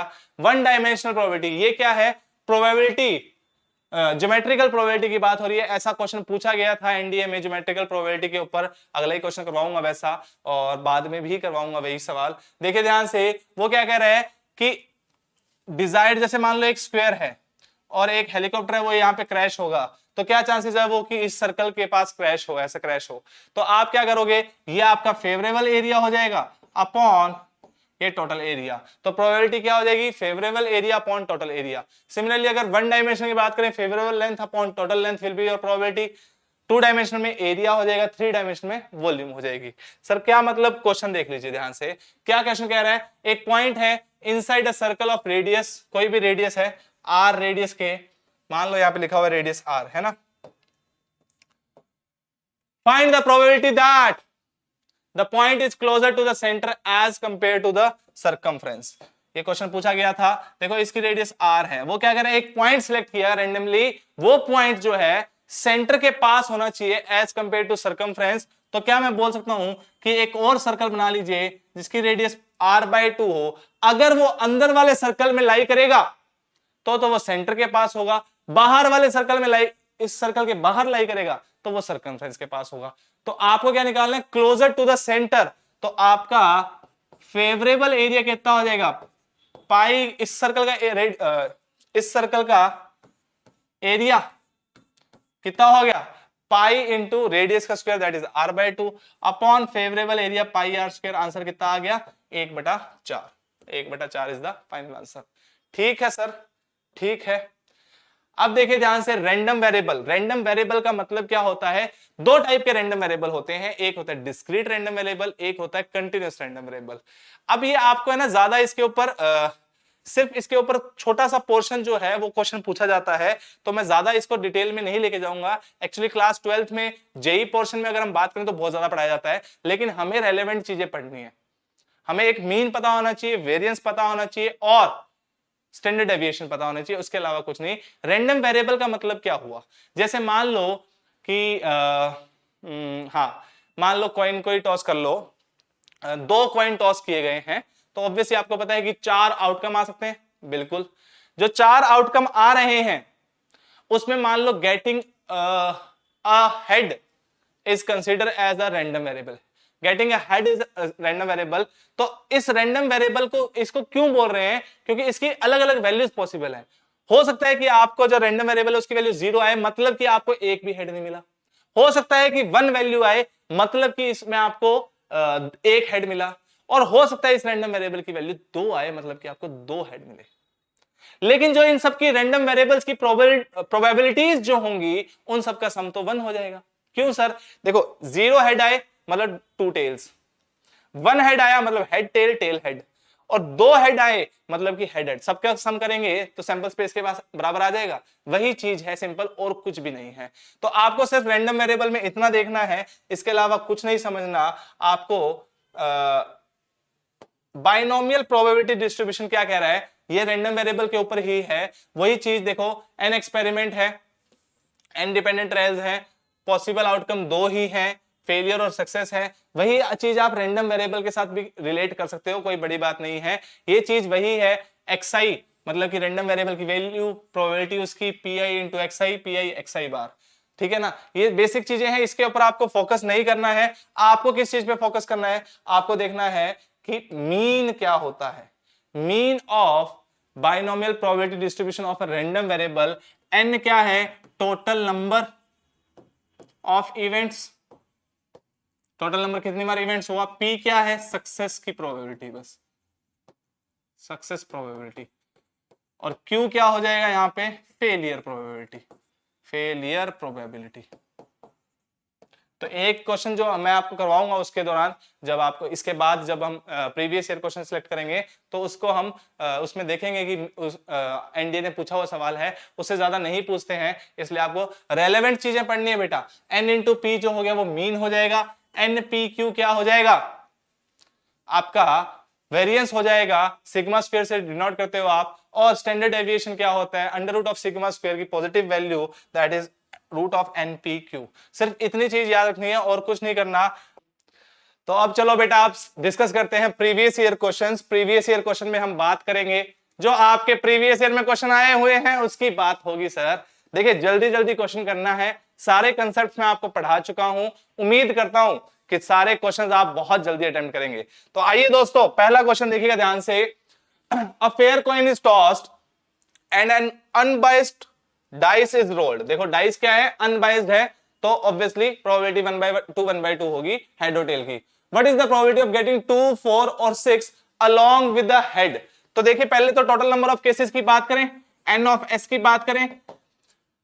क्या मैं ये बोल सकता हूं कि डाइस के ऊपर तो 6 पॉसिबिलिटीज हैं और 2 पॉसिबिलिटी जो है वो किसके ऊपर आ जाएंगी, कॉइन के ऊपर आ जाएंगी सर। तो टोटल नंबर ऑफ केस कितने हो जाएंगे, 12 हो जाएंगे, है ना। अब देखिए इसमें ये मैटर नहीं कर रहा कि पहले डाइस है या पहले आपका कॉइन को आपने टॉस किया है, क्यों नहीं मैटर कर रहा, बिकॉज उसने ऐसा कुछ बोला नहीं है। तो यहां पे अगर 2h आ रहा है या h2 आ रहा है, बात एक ही है, कोई फर्क नहीं होगा इसमें, ठीक है सर। अब हमें क्या चाहिए, प्रोबेबिलिटी ऑफ गेटिंग 2, 4 और 6 अलोंग विद द हेड। तो अगर मैं देखूं तो कौन कौन से फेवरेबल हो गए, 2h, 4h, 6h, तीन केस ही आपके फेवरेबल हो जाएंगे बेटा, 2h, 4h और 6h। बाकी जो केसेस बचे कौन कौन से बच जाएंगे, जैसे देखो 1h, 3h, 5h और उसके बाद 1t, 2t, 3t, 4t, 5t, 6t, ये केसेस बच जाएंगे आपके। तो ये 3 फेवरेबल केस हैं, टोटल नंबर ऑफ केसेस 12 है। तो प्रोबेबिलिटी कितनी आ जाएगी, required probability will B 3/12, that is 1/4। तो अगर ऑप्शन सी मैच हो जाएगा, answer will be 1/4। Next question देखिएगा ध्यान से। A fair dice is rolled. What is the probability that the second dice lands on a higher value than the first dice? जो दूसरा dice है वो पहले डाइस से ज्यादा वैल्यू आ रहा होगा। ऑब्वियसली जैसे फेवरेबल केस क्या होगा, 1,2 फेवरेबल हो गया, क्योंकि सेकंड डाइस पे 2 आ रहा है, फर्स्ट पे 1 आ रहा है। तो इसके टोटल नंबर ऑफ केसेस, अरे sir total number of cases तो 36 हैं सर। कितने हैं, 36 हैं। अब इसमें ये मुन्ना भैया की तरह मत कर दीजिएगा, है ना, कि हाफ हाफ, है ना। हाँ सर नहीं करेंगे। तो 36 है टोटल नंबर ऑफ केसेस। अगर हम बात करूं फेवरेबल की, तो मान लो ये डाइस फर्स्ट है और ये डाइस सेकंड है। डाइस फर्स्ट के ऊपर इधर लिख देता हूं बेटा, dice first and dice second. Dice first के ऊपर मान लीजिए 1 आया, कितना आया बेटा, लेट अस अज्यूम 1 आया। तो यहां पे कितने केसेस पॉसिबल हैं, यहां पे total number of 5 cases possible हैं। क्यों सर, 1,2, 1,3, 1,4, 1,5, 1,6, ये जो 5 फेवरेबल केस हो जाएंगे, डाइस 2 के ऊपर 5 ऑप्शन आ जाएंगे। सिमिलरली अगर डाइस 2 पे 2 आया, डाइस 1 पे 2 आया, तो यहाँ पे 4 फेवरेबल होंगे। यहाँ 3 आया तो यहाँ 3 फेवरेबल होंगे। यहाँ 4 आया तो यहाँ 2 फेवरेबल होंगे। यहाँ 5 आया तो यहाँ 1 फेवरेबल केस होगा। कौन सा होगा, 5,6 हो जाएगा। इस केस में कौन सा होगा, 4,5, 4,6, 3,4, 3,5, 3,6, ठीक है सर। और अगर यहाँ 6 आया तो यहाँ फेवरेबल केसेस 0 हो जाएंगे। तो we can say total number of favourable cases कितने हो जाएंगे, 3, 6, 10, 15। तो we can say total number of favourable cases is 15 and your probability will be equal to 15/36, 15/36 को 3 से अगर हम करें तो 5/12 आ गया बेटा, है ना। 5 into 3 is 15 and 12 into 3 is 36। तो ऑप्शन क्या आ जाएगा, C option will be the correct one. ठीक है सर, ठीक है सर जी, कोई दिक्कत नहीं है। अगला सवाल देखिएगा ध्यान से। A problem is given to 3 student A B C. आप जैसे 3 बालक हैं ए बी सी, उनको हमने प्रॉब्लम्स दी सॉल्व करने की, एक सिंगल प्रॉब्लम दी सॉल्व करने की। Whose probability of solving the problem is 1/2। A की प्रोबेबिलिटी क्या है, probability of A is 1/2 sir. Probability of B is 3/4। अरे इंटेलिजेंट लड़का है। और प्रोबेबिलिटी ऑफ सी इज 1/4, है ना। ये तो नालायक लड़का है ना। ठीक है सर, चलिए तो प्रोबेबिलिटी ए बी सी दे दी बेटा। What is the probability that the problem will be solved. अब उन्होंने क्या पूछा है कि problem will be solved given that if they all solve problems independently. मतलब कि अलग अलग सॉल्व कर रहे हैं, उसकी हमें प्रोबेबिलिटी निकालनी है कि क्या क्या प्रोबेबिलिटी होगी कि क्वेश्चन सॉल्व हो जाएगा। अब आप सोचिए इंडिपेंडेंटली वर्ड इतना इंपॉर्टेंट हो गया यहां पे, क्योंकि इसके थ्रू ही आपको पता लग जाएगा कि आपको जो रिक्वायर्ड प्रोबेबिलिटी है ना बेटा, रिक्वायर्ड प्रोबेबिलिटी, रिक्वायर्ड, क्या मैं ये बोल सकता हूं कि ये कैलकुलेट करना थोड़ा टफ है कि इसने किया इन दोनों ने नहीं किया, इसने किया इसने किया इन दोनों ने किया। ये आपके सारे फेवरेबल केसेस बता रहा हूं। फर्स्ट ने किया, सेकंड ने नहीं किया, थर्ड ने कर लिया। बिल्कुल सही सर, ये भी फेवरेबल हो जाएगा। फर्स्ट ने नहीं किया, सेकंड ने कर लिया, थर्ड ने नहीं किया, ये भी फेवरेबल हो जाएगा। तो आपको तो प्रॉब्लम सॉल्व करनी है। तो rather than finding this, you just need to find कि 1 में से वो वाली प्रोबेबिलिटी सब्ट्रैक्ट कर दो जब ये तीनों ही प्रॉब्लम सॉल्व ना कर पा रहे हो, और जब ये दिया हुआ है कि इंडिपेंडेंटली ये सॉल्व नहीं कर पा रहे, तो इसका मतलब क्या आ जाएगा, इंडिपेंडेंटली माइनस कर दो। That is P A bar into P B bar into P C bar, है ना। और यू कैन से कॉम्प्लीमेंट की बात हो रही है सर। तो यहां से अगर पी ए हाफ है तो पी ए डैश या पी ए बार कितना हो जाएगा बेटा, वो भी हाफ हो जाएगा। Not of A, P A bar मतलब नॉट ऑफ ए, पता है आपको, है ना। तो यहां पे मैं लिख देता हूं सर कि यहां आप डायरेक्टली लिख लीजिए कि 1 माइनस पी ए बार कितना है बेटा, हाफ हो जाएगा sir, into P B bar कितना होगा, 1/4 हो जाएगा। अगर उसे करने की प्रोबेबिलिटी 3/4 है तो ना करने की प्रोबेबिलिटी 1/4 है। ठीक है सर। अगर पीसी की बात करें 1/4 है तो ये 3/4 है। देखो एनडी ने सवाल जब पूछा था तो उनको थोड़ा डाटा अलग रखना चाहिए था, क्योंकि अगर आप यही डाटा एज इट इज यहां पुट कर देते तो भी आंसर सेम ही आता, है ना। क्योंकि ये हाफ है, इसके ना करने की भी हाफ होगी, जो इसके ना करने की होगी वो इसके करने की है, और जो इसके ना करने की है वो इसके करने की है। क्या कर रहे हो सर ये ना करने, अरे आप लोग होशियार हो, समझ गए होंगे। तो वी कैन से सर ये कितना आया, 32, 3/32 आया सर ये। तो we can say 1 minus 3/32, that will be equal to 29/32। क्या ऑप्शन मैच कर रहा है, हाँ सर ए ऑप्शन मैच कर रहा है, A will be the correct answer. ठीक है सर, नेक्स्ट क्वेश्चन पे चलते हैं दोस्तों। नेक्स्ट क्वेश्चन देखिए ध्यान से। A and B are two events such that PA की वैल्यू दे रखी है, PB की वैल्यू दे रखी है, PA इंटरसेक्शन B की वैल्यू दे रखी है। मतलब आपको PA यूनियन B भी दे रखा है एक तरह से। PA यूनियन B क्या होगा बच्चे, देखो आपको पेपर के दौरान फॉर्मूले नहीं लिखने हैं, लेकिन फिर भी अभी मैं बता रहा हूं इसलिए आपको फॉर्मूला लिख के दे रहा हूं, A इंटरसेक्शन B। ठीक है sir. What is the value of A union B का कॉम्प्लीमेंट। A यूनियन B का कॉम्प्लीमेंट का मतलब क्या हुआ, P of A union B का complement is equal to 1 minus P of A union B। ये बोल सकता हूं A यूनियन B का कॉम्प्लीमेंट, मतलब अगर ये आपका यूनिवर्सल सेट है, यहां A है यहां B है, A यूनियन B का कॉम्प्लीमेंट तो इसके बाहर वाला सारा रीजन, है ना। हाँ सर समझ में आ गया। तो बस आपको ये निकालना है, A यूनियन B आपको पता लग जाएगा कैसे, ये आ जाएगा PA 0.5, PB कितना है बेटा 0.6 minus PA intersection B is 0.4। तो ये कितना आ गया, 11 माइनस 4 इज 0.7 आ गया। तो 1 माइनस 0.7 करना, आंसर कितना आ गया 0.3 आया। 0.3 ऑप्शन में भी है, D option will be the correct one. अगर कंसेप्ट अच्छे से पढ़ा है तो क्वेश्चन सॉल्व करने में प्रॉब्लम नहीं होगी। देखो कितना इजी क्वेश्चन है। नेक्स्ट देखिए ध्यान से। From a deck of cards are taken out with replacement. ठीक है जी। What is the probability, replacement मतलब क्या हुआ सर, एक कोई कार्ड निकाला, देखा, अच्छा वाह वाह सुंदर कार्ड है, वापस रख दिया, है ना, ये कर रहे हैं भाई साहब, देखो, है ना, ठीक है sir. What is the probability that the 14th card taken out is an ace.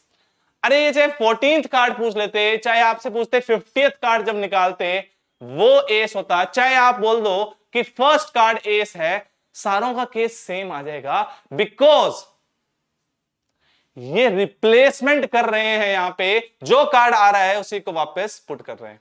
तो वी कैन से कि टोटल नंबर ऑफ केसेस कितने हैं, cards are taken out, what is the probability that the 14th card is an ace. तो total number of cases कितने हैं बेटा, 52, C1 से कार्ड निकालेंगे तो 52 केसेस पॉसिबल है।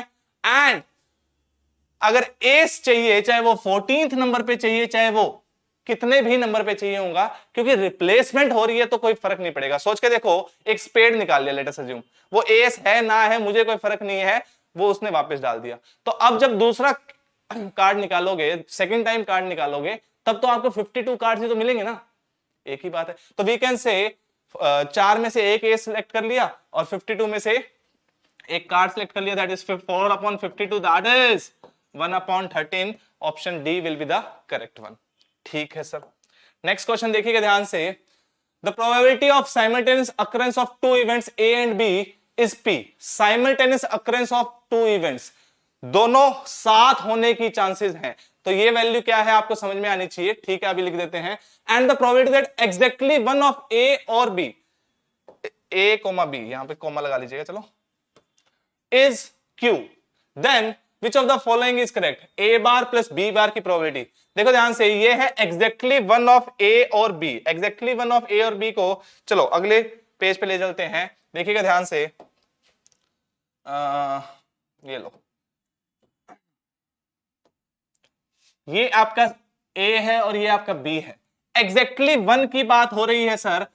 देखिए क्वेश्चन में क्या लिखा हुआ है, the probability that exactly one occur, exactly one occur कहां का होगा बेटा, एक या तो ये हो जाए या ये हो जाए, और you can say P A plus P B minus twice of P A intersection B, है ना, पी ए इंटरसेक्शन बी। देखो पी ए करोगे तब ये जुड़ जाएगा, यहां प्लस, पीबी जब करोगे तो ये जुड़ जाएगा, यहां प्लस, लेकिन मुझे तो सिर्फ ये दोनों प्लस चाहिए थे, तो मैंने ये दो बार सब्ट्रैक्ट कर दिया, ये एग्जैक्टली वन की बात हो रही है। बिल्कुल सही बात सर। ये वैल्यू कितनी दे रखी है सर, ये वैल्यू दे रखी है क्यू, ये वैल्यू दे रखी है कितनी है सर, क्यू है, ठीक है सर। और एक वैल्यू ऊपर भी दे रखी है आपको, simultaneous occurrence of both events, मतलब दोनों इवेंट हो रहे हैं, उसकी प्रोबेबिलिटी कितनी है, पी है। साइमल्टेनियस अकरेंस का मतलब क्या हुआ सर, दोनों आकर हो रहे हैं, that is A intersection B की वैल्यू कितनी दे रखी है, पी दे रखी है, ठीक है सर। यहां से सॉल्व करते हैं, देखिए ध्यान से, P A plus P B minus twice of P A intersection B जो है उसकी वैल्यू पी पुट कर दी, इज इक्वल टू क्यू। यहां से आया P A plus P B is equal to 2p plus Q हो गया बच्चे, हाँ सर 2p प्लस क्यू हो गया। हमें क्वेश्चन में क्या चेक करना है, which of the following is correct, P A bar और पी बी बार चाहिए, ये तो बहुत बढ़िया हो गया सर। ए दे रखा है आपको, इसको मैं लिख सकता हूं 1 minus P A bar, plus B दे रखा है, इसको लिख सकता हूं 1 minus P B bar, is equal to 2p plus q. बिल्कुल सही बात है सर। अब देखिए इन दोनों को उधर शिफ्ट कर दीजिए, उन दोनों को इधर शिफ्ट कर दीजिए, जो आपको रिक्वायर्ड हो आ जाएगा 1 + 1 2, माइनस में 2p माइनस में q is equal to P A bar plus P B bar. तो क्या यही वैल्यू आपको स्टेटमेंट में दे रखी थी, चेक करें, आओ सर आओ चेक करते हैं।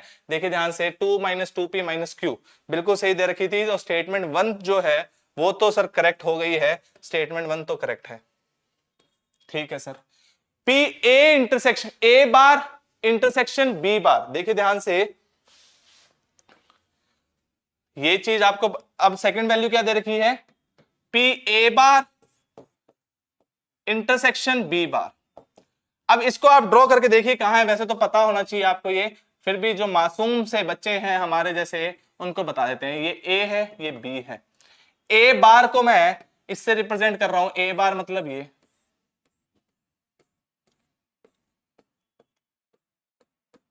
ठीक है सर। बी बार जो है बच्चे उसको हम इससे रिप्रेजेंट कर रहे हैं, बी बार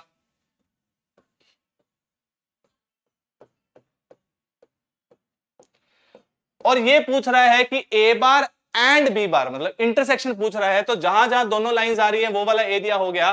क्या मैं बोल सकता हूं कि ए यूनियन बी को छोड़ के बाकी सारा एरिया हो जाएगा? बिल्कुल सही बात है सर। तो कहना इसे कि P A bar intersection B bar is equal to 1 minus P A union B, P A union B. और पी ए यूनियन बी की वैल्यू निकाली है क्या हमने sir? P A union B की value, P A union B की value निकाल लो, देखो ध्यान से। कहना इसे पी ए यूनियन बी की वैल्यू निकाल लेते, चलो अगली स्लाइड पे निकाल लेते हैं। आइए यहां पे सॉल्व करेंगे पी ए यूनियन बी। तो कहना इसे P A union B will be equal to P A plus P B minus P A intersection B. बिल्कुल सही बात है सर। ये वैल्यू तो आपको पता है, कहां है सर? ये रही, पी है इसकी। और पी ए प्लस पीबी की वैल्यू भी पता है, 2p प्लस क्यू है सर। और you can say sir directly लिख दो, ये वैल्यू तो आ गई 2p प्लस क्यू और minus P. A intersection B की वैल्यू बेटा p है ना? ठीक है सर। तो कहना इसे ये वैल्यू जो आई आपके पास वो कितनी आई सर? p प्लस क्यू आई। किसकी वैल्यू? ए यूनियन बी की। आपको चाहिए क्या थी? ये वाली वैल्यू पुट कर दीजिए, 1 माइनस पी माइनस क्यू आ गई। क्या यही क्वेश्चन में दे रखा था? देखते हैं ये sir, 1 minus P minus q दे रखा है, मतलब स्टेटमेंट 2 भी क्या है? करेक्ट है सर, कोई दिक्कत नहीं है। दूसरा तरीका क्या है इसको करने का? आप अजम्पशन मान सकते हो, लेकिन उसमें थोड़ा सा डाटा आपको ऐसा चूज करना पड़ेगा जो रेलेवेंट हो। तो इसमें इस रेदर देन चूजिंग डाटा, आप इसमें क्या करो, ऐसे ही प्रूव करके देखो। ये तो समझा रहा हूं इसलिए आपको थोड़ा टाइम ज्यादा लगेगा, अदरवाइज आपका ये क्वेश्चन सॉल्व इजिली हो जाएगा। तो कहना इसे both 1 and statement 2 are correct. तो करेक्ट आंसर देना है कि बोथ 1 एंड 2 आर करेक्ट। तो option C will be the correct one sir जी। नेक्स्ट क्वेश्चन पे चलते हैं, चलो।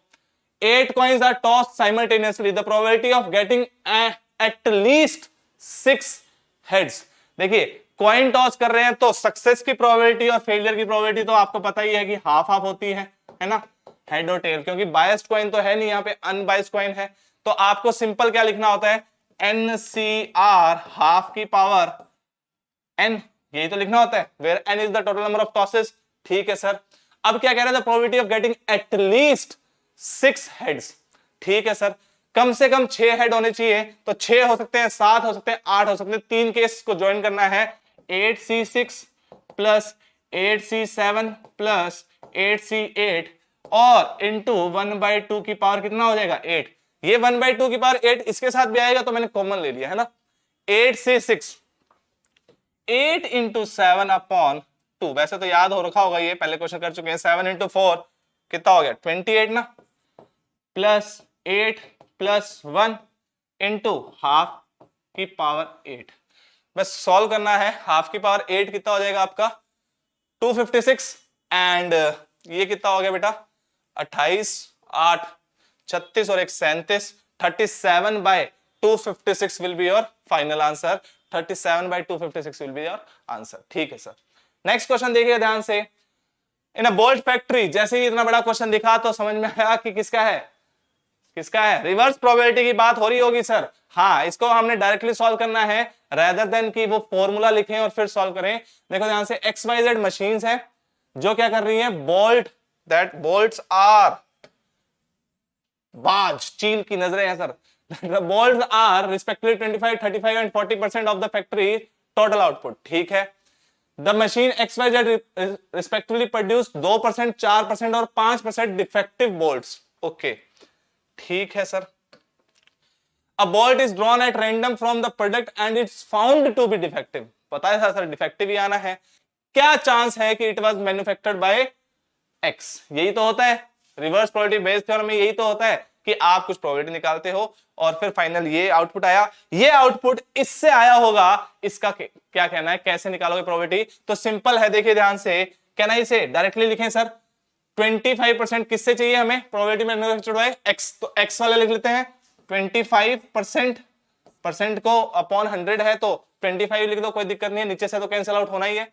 25 और इसके डिफेक्टिव की कितनी है? 2 है, अपॉन 25 इंटू 2 प्लस कितना है y का? 35 इंटू 4 प्लस z का कितना है बेटा 40 अपॉन इंटू 5, 40 इंटू 5। क्वेश्चन खत्म हो गया, क्वेश्चन खत्म हो गया। अगर आप 5 का फैक्टर कैंसिल करना चाहते हो तो 5 का फैक्टर भी कैंसिल कर दीजिए। देखिए ध्यान से, 5 कैंसिल कर रहा हूं तो 5 इंटू 2 अपॉन ये आ जाएगा 5 इंटू 2 प्लस ये कितना आ जाएगा 7 इंटू 4 प्लस ये कितना आ जाएगा 40 इंटू 1 और एक 2 और कैंसिल कर दीजिए तो यहाँ 2 गया, 2 गया, यहाँ 2 बचा, यहाँ 20 बचा। अब बच्चे बोलते हैं कि सर कैसे करते हो, अरे कैलकुलेशन तो खुद करो दोस्तों, कैलकुलेशन आपको करनी पड़ेगी बच्चा बाटे, अदरवाइज तो दिक्कत हो जाएगी। कैलकुलेशन भी अगर समझाने पड़ गए, मतलब टफ कैलकुलेशन होती है तो उसको रिड्यूस जरूर करना सिखा सकता हूं, लेकिन कैलकुलेशन करनी कैसे है ये तो आपको प्रैक्टिस ही करनी पड़ेगी। फाइनल आंसर निकाल लेते हैं सर। ऊपर आ गया 5 अपॉन यही आ रहा होगा, फिर नहीं 20 यही आ रहा होगा 39 वाला। देखो ध्यान से, 14 हो गया, 34 और 39, तो 5 upon 39 is the final answer. Directly आपको लिखना है, रेदर देन आप लिखो कि ये into this upon this into this plus this into this plus this into this, नहीं, तो डायरेक्टली आपको लिखना है, इतना टाइम होगा नहीं आपके पास। If 2 dice are thrown and at least one of the dice shows 5, एक डाइस 5 शो कर रहा है, ठीक है, then the probability that the sum is 10 or मोर, ठीक है। पहले निकाल लेते हैं फेवरेबल। देखो किसका कंडीशनल प्रोबेबिलिटी का सवाल है, 2 dice are thrown at least one of dice shows 10 5। वाह सर, डाइस के ऊपर 10, ये तो पुनिया जी की दुनिया में ही हो रहा होगा सर। अरे नहीं दोस्तों, 5 में 5 बोलना था, 10 तो ये रहा, ठीक है sir. At least one of the dice shows 5, okay sir, then the probability that the sum is 10 or मोर, तो 5 आ चुका है, 10 से ज्यादा सम आए, 10 या 10 से ज्यादा सम आए उसके चांसेस पूछ रहे हैं। तो 5 आ चुका है, केसेस देखिए ध्यान से, 1,5 आ सकता है बेटा, 2,5, 3,5, 4,5, 5,5, 6,5, ये भी फेवरेबल होगा बिल्कुल, at least one of the dice shows 5, ठीक है सर। वैसे आपको इसको वैसे भी कर सकते थे कि 5 ना आए, उससे भी निकाल सकते थे, लेकिन ये तो इजी केस है इसलिए कर रहा हूं बेटा। देन वी कैन से 5,1,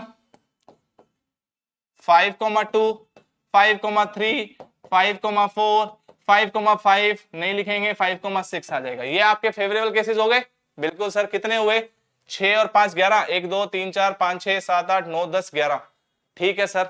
ये हो चुका है। सम चाहिए 10 या 10 से ज्यादा, निकालिए ध्यान से, देखिए ध्यान से, 10 से ज्यादा 1, ये नहीं नहीं नहीं नहीं नहीं नहीं 2 3, इसके अलावा कोई फेवरेबल नहीं सर। तो कहना इसे प्रोबेबिलिटी कैसे निकालोगे बेटा, ये इवेंट ए अपॉन बी की बात हो रही होगी, तो we can say P A intersection B upon P of B की बात हो रही है। प्रोबेबिलिटी ऑफ बी मतलब 5 आ चुका है, निकाल लीजिए 5 कितने में आया बेटा, टोटल 11 केसेस पॉसिबल, दो 36 है सर, 36, और फेवरेबल कितने हैं सर 3/36, तो कहना इसे 3/11 इज योर आंसर, और 3/11 ऑप्शन मैच कर गया, सी इज द आंसर। मैच कर गया नहीं, करवाया गया है मैच। चलिए नेक्स्ट क्वेश्चन देखिए, a committee of 3 has to be, ये तो हमने पिछली क्लास में भी किया था, chosen from a group of 4 men and 5 women, ठीक है। if the selection is made at random, ठीक है, what is the probability that exactly 2 members are men, okay. तो 4 और 5 9 लोग हैं टोटल बेटा, 2 लोगों को सिलेक्ट करना है, तो 9C2 total number of cases हो गए, ठीक है sir. And what is the probability that exactly 2 members are men, तो 4 में से 2 मेन को सिलेक्ट कर लिया और बाकी एक 5 में से 5C1 से एक वुमेन को सिलेक्ट कर लिया, ठीक है सर। 4C2 कितना होता है बेटा, कहना इसे 6 होता है, 6 into 5 upon 5C1 5 upon 9 into 8 upon 2, है ना, यही तो है, 9 इंटू 8 अपॉन 2, यही तो लिखा हुआ 9C2, 9 factorial upon 2 factorial into 7 factorial, 7 से 7 कैंसिल हो जाएगा, फैक्टोरियल से फैक्टोरियल कैंसिल हो जाएगा, तो वी कैन से ये कितना आ गया सर 36 आ गया, तो we can say 6 into 5 upon 36, final answer is 5/6। वाह बहुत बढ़िया आंसर आ रहा है, 5/6, ओके। कुछ तो गड़बड़ी कर दी है सर आपने, चलो दोबारा सॉल्व कर लेते हैं बेटा इसको, इजी क्वेश्चन है वैसे तो। 4 men एंड 5 वुमेन, तो टोटल 9 लोग हो गए। 9 में से सर 2 नहीं सिलेक्ट करने, 3 सिलेक्ट करने हैं। A group selection is made and what is the probability that exactly 2 members are men. अच्छा 2 ही लोग सिलेक्ट करने हैं, 3 सिलेक्ट करने हैं सर, तो 9C3 आएगा बेटा, ये गलती होगी थी, 9C3 लिखना है। और ऊपर क्या आएगा सर 4C2 इंटू 5C1। ऊपर 3 सिलेक्ट कर रहे हो, नीचे 2 सिलेक्ट कर रहे हो, ऑप्शन मैच नहीं किया। अगर कभी कभार ऑप्शन मैच नहीं करता है तो आप एक बार क्वेश्चन को दोबारा पढ़ सकते हो, इतना टाइम आपको मिल जाएगा, क्योंकि हार्डली आपको बहुत इसमें कितने 30 सेकंड 35 सेकंड लगेंगे। मैं मानता हूं कि वो वेस्टेज हुई आपकी, लेकिन ये सिली मिस्टेक्स जो होती हैं इनके ऊपर किसी का कंट्रोल नहीं होता। चाहे पेपर इजी आए चाहे पेपर टफ आए, अगर आपने प्रैक्टिस की है फिर भी 1-2 सिली मिस्टेक्स करने के चांसेस रहते हैं, नहीं करते हैं तो बहुत बढ़िया बात होती है ना। ठीक है सर, तो ये कितना आया, ये तो आया sir 6 into 5 upon 9 into 7 into 8 upon 3 into 2। ठीक है sir, 1 time 3 time 1 time 4 time 3 1 time 2 time 2 1 time 2 time, तो 5/14 आंसर आ रहा है, बिल्कुल ए ऑप्शन मैच कर गया। ठीक है, ओके सर। नेक्स्ट क्वेश्चन देखिए ध्यान से। अ bag contains 3 white and 2 black balls, another bag contains, बना लेते हैं सर, ये आपका बैग 1 हो गया, ये आपका बैग 2 हो गया। इसमें कितनी है 3 white 2 black, another bag contains 5 white and 3 blacks. ठीक है, if a bag is chosen at random and a ball is drawn from it, what is the chance that it is white? ठीक है sir, tree diagram से भी कर सकते हो और वैसे नॉर्मल भी कर सकते हो। आपको पता है ये बैग मान लो ए है और ये बैग मान लो बी है, बी मतलब ब्लैक बैग नहीं है, ये बैग बी है। ठीक है सर, तो कहना इसे हमें चाहिए व्हाइट बॉल।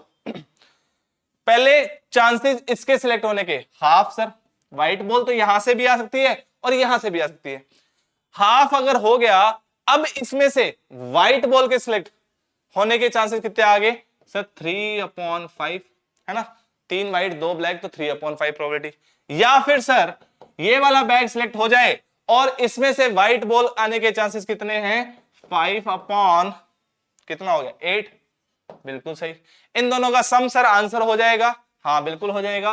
तो 1/2 कॉमन आ गया सर, 3/5 प्लस 5/8, इसको सॉल्व करना आंसर आ जाएगा बच्चे, देख लेते हैं ध्यान से। हाफ इंटू यहां आ गया 40, 8 into 3 is 24, 5 into 5 is 25, 24 plus 29, 24 plus 25 is 49। Answer कितना आया सर 49/80। आंसर मैच कर रहा है क्या? हाँ सर बिल्कुल, B option is the correct one, B option is the correct one. ठीक है सर। सर ये 2 जो है ना, इसका ऐसे पूंछ बड़ी हो गई, हाँ इसको सही कर लीजिएगा। अरे सर पहले ही अच्छा था, ये लो पहले ही समझ में आ रहा है ना। हाँ सर समझ, ऐसी ही राइटिंग आएगी जब आप थोड़ा जल्दी करोगे। वीडियो कितना लंबा हो गया आपको भी पता ही है। नेक्स्ट देखिएगा ध्यान से। A box has 10 chits numbered 0। अच्छा ये अच्छा सवाल है। अच्छा सवाल क्यों है अभी आपको पता लगेगा। 10 chits number from 0 1 2 3 up to 9, 9 के नंबर 0 से लेकर 9 तक नंबर लिखे हुए हैं। 1 chit is drawn at random and kept aside, एक चिट निकाल दी और साइड में रख दी। ठीक है sir. From the remaining replacement नहीं की है। A second chit is drawn at random, but is the probability that the second chit is drawn is 9। बच्चे क्या करते हैं, टोटल केसेस बताओ। टोटल केसेस क्या, मैं बोल सकता हूं पहले को 10 चांस है सिलेक्ट करने के और दूसरे के पास 9 है, सो 10 इंटू 9 टोटल केसेस कितने हो गए 90 केसेस तो हो गए। ये तो दिख ही रहा है 1/9। ठीक है, अब देखिए ध्यान से। अब यहां पे बोला जा रहा है कि फर्स्ट चिट ड्रॉ की है और उसको साइड में रख दिया है। बोला गया कि सेकंड चिट जो है वो आपकी 9 होनी चाहिए। तो इसके कितने पॉसिबल केस हैं, बोल देते हैं बच्चे कि हाँ 1 पॉसिबल केस है कि सेकंड चिट में नंबर 1 आ जाए, नंबर 9 आ जाए। ऐसा नहीं है दोस्त, ये आप समझिए कि पहली चिट पर भी डिपेंडेंसी है यहां पे कि फर्स्ट चिट जो है उसके ऊपर 9 नहीं आना चाहिए। तो उसके पास नो ऑप्शन है, कोई भी आ सकता है। जैसे मान लो 0 आ गया फर्स्ट पे, सेकंड आ गया 9 आ गया, 0,9 1,9 2,9 3,9 4,9 5,9 6,9 7,9 8,9। समझ रहे हो, ये टोटल 9 केसेस हैं और सेकंड वाले के पास सिर्फ एक ही केसेस हैं। ये आपके फेवरेबल नंबर ऑफ इवेंट्स हो गए, that is 9. 9 upon 90, 1 upon 10 will be your answer. 9 upon 90, 1 upon 10 will be your answer. 1 upon 90 देके खुश मत होइएगा, आंसर गलत हो जाएगा वो. ठीक है sir. The probability is that a student will solve a question A and question B is 0.4 and 0.5. What is the probability that he solve at least one of these two question? बहुत easy हो गया. कम से कम एक question को solve करना है तो कहना इसे 1 माइनस ये दोनों ही ना करें, है ना, दोनों ही ना करें. यही बात तो होगी, यही तो बात हुई कि दोनों ही ना करें, उसकी चांसेस निकाल लीजिए आप. और तो क्या है, एटलीस्ट अब क्वेश्चन ए सॉल्व करे, उसकी डिपेंडेंसी क्वेश्चन बी के ऊपर नहीं है. क्वेश्चन ए सॉल्व करे, उसकी डिपेंडेंसी क्वेश्चन बी पे नहीं है. तो ये तो आप आंसर बिल्कुल सिंपल सा लिख सकते हो. आंसर निकल सकते हो सिंपल सा 0.4 0.5 सिंपल आंसर निकाल लोगे आप, है ना, 1 माइनस करके, है ना. हाँ, आप खुद कर लीजिएगा, सिंपल क्वेश्चन है. नेक्स्ट क्वेश्चन देखिएगा ध्यान से. ABCR 3 events. What is the probability that at least one of these two events occur together? At least one of these two events occur together. कम से कम 2 इवेंट्स होने चाहिए. तो एक तो ये रीजन हो गया बेटा, ये रीजन भी आएगा क्योंकि इसमें तीनों हो रहे हैं, तो एटलीस्ट का केस है, तो ये भी कंसीडर है, ये भी और ये भी. ये तीनों ये 4 रीजन आने चाहिए. कैन आई से सर, ये तो सेट थ्योरी का सवाल हो गया. कैन आई से ये क्या लिखा हुआ है, ए इंटरसेक्शन बी, यहां पे ए लिख लीजिए, ये बी लिख लीजिए, ये सी लिख लीजिए, है ना. A intersection B plus B intersection C plus C intersection A intersection B intersection C intersection A. ये तीनों रीजन आ गया, लेकिन ये वाला रीजन 3 बार आ गया, हमें चाहिए था 1 बार, तो 2 बार सब्ट्रैक्ट कर दीजिए. तो कहना इसे A intersection B intersection C plus C intersection A minus twice times A intersection B intersection C. तो ये सी ऑप्शन बिल्कुल सही हो जाएगा. बेसिक सवाल, सेट थ्योरी का सवाल, वेन डायग्राम का सवाल. नेक्स्ट क्वेश्चन देखिए. 2 इंडिपेंडेंट इवेंट्स है. इंडिपेंडेंट इवेंट्स देखते ही मजा आ जाता है सर कि पी ए स्लैश बी की जब हम बात कर रहे थे तो वो क्या होता था, P A intersection B upon P B. और जैसे ही हमें ये देखने को मिलता है तो हम बोल सकते हैं कि P A intersection B will be equal to P A into P B, जब ये इंडिपेंडेंट इवेंट्स हो, है ना, इंडिपेंडेंट इवेंट्स हो. ठीक है सर. तो if 2 independent events are A and B such that P A union B, A union B की वैल्यू दे रखी है 2/3, ए इंटरसेक्शन बी की वैल्यू दे रखी है 1/6 और पीबी की वैल्यू पीए से कम दे रखी है. व्हाट इज पीबी, ये निकालना है. देखिए ध्यान से क्वेश्चन सॉल्व कर लेते हैं. ए यूनियन बी की वैल्यू 2/3 है. P of A union B की वैल्यू 2/3 है. चेक कर लेते हैं सर, 2/3 है. तो यहां पे मैं बोल सकता हूं ये लिखा हुआ है P A plus P B minus P A intersection B की वैल्यू कितनी है दोस्तों, सर 2/3 होगी. इसकी वैल्यू 1/6 दे रखी है सर, तो P A plus P B की वैल्यू कितनी आ गई, 2/3 प्लस 1/6. तो कहना इसे ये 5/6 हो गया सर. हाँ, कैसे किया, 2 से ऊपर 2 से नीचे, तो 6 आ गया. 4 + 1 5/6. और एक और चीज दे रखी है सर कि A and B are independent events, तो कहना इसे P A into P B, P A into P B is equal to P A intersection B, A intersection B that is equal to 1/6. 1/6 दे रखी थी. ठीक है sir. तो आपके पास 2 इक्वेशन है, P A plus P B, जैसे मान लो x प्लस वाई, और यहां पे X Y is equal to 1/6. एक क्वाड्रेटिक बनानी पड़ेगी और सॉल्व करना पड़ेगा. बहुत इजी सा लग रहा है क्वाड्रेटिक. x की वैल्यू कितनी है बेटा, 1/6y. पुट कर दीजिए यहां पे 1/6y plus y is equal to 5/6. 6y square plus 1 is equal to 5/6 upon 6y. 6 से 6 कैंसिल हो गया, तो एक क्वाड्रेटिक बन रही है सर. क्वाड्रेटिक क्या बन रही है सर, सॉल्व कर लेते हैं. देखिए ध्यान से, 6y स्क्वायर, ये y इधर जाएगा तो मल्टीप्लाई हो जाएगा, -5y plus 1 equal to 0. Simple quadratic.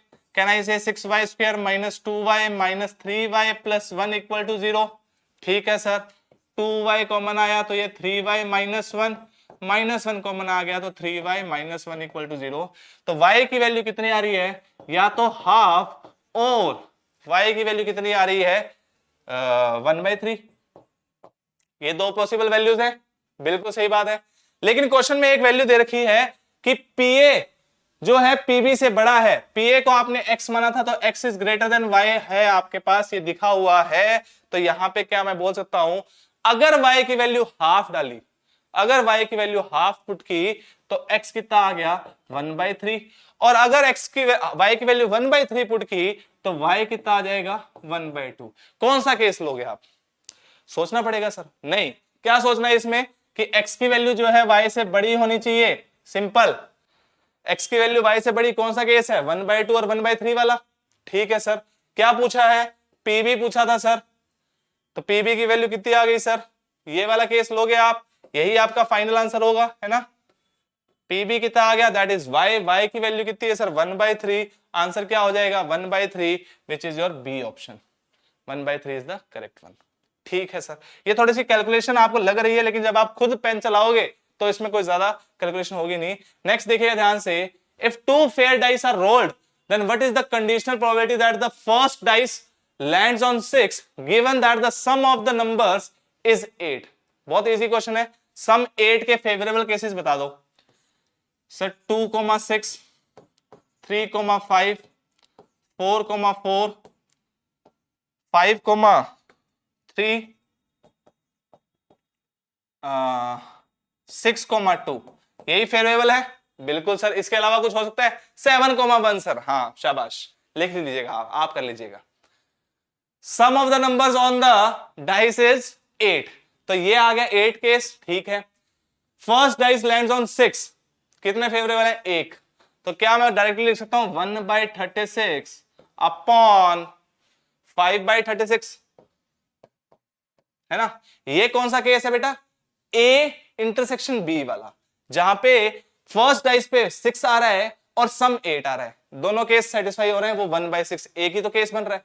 और दूसरा केस कौन सा आ रहा है कि 6 आ चुका है, सम कितना है? 8 है, सम 8 है। सम 8 के कितने केसेस है? 5 केसेस है। 5/36, 1/36, आंसर है 1/5। ऑप्शन जो है वो है C option is the correct one. C option क्या है? करेक्ट वन है सर जी। सत्य वचन जो है सी ऑप्शन है सर। कितने क्वेश्चन करवाओगे सर? अरे बहुत क्वेश्चन। आप कह रहे थे ना सर क्वेश्चन करवाओ, क्वेश्चन करवा देते हैं। देखो ध्यान से, देयर, भाई साहब सुरजीत ओपी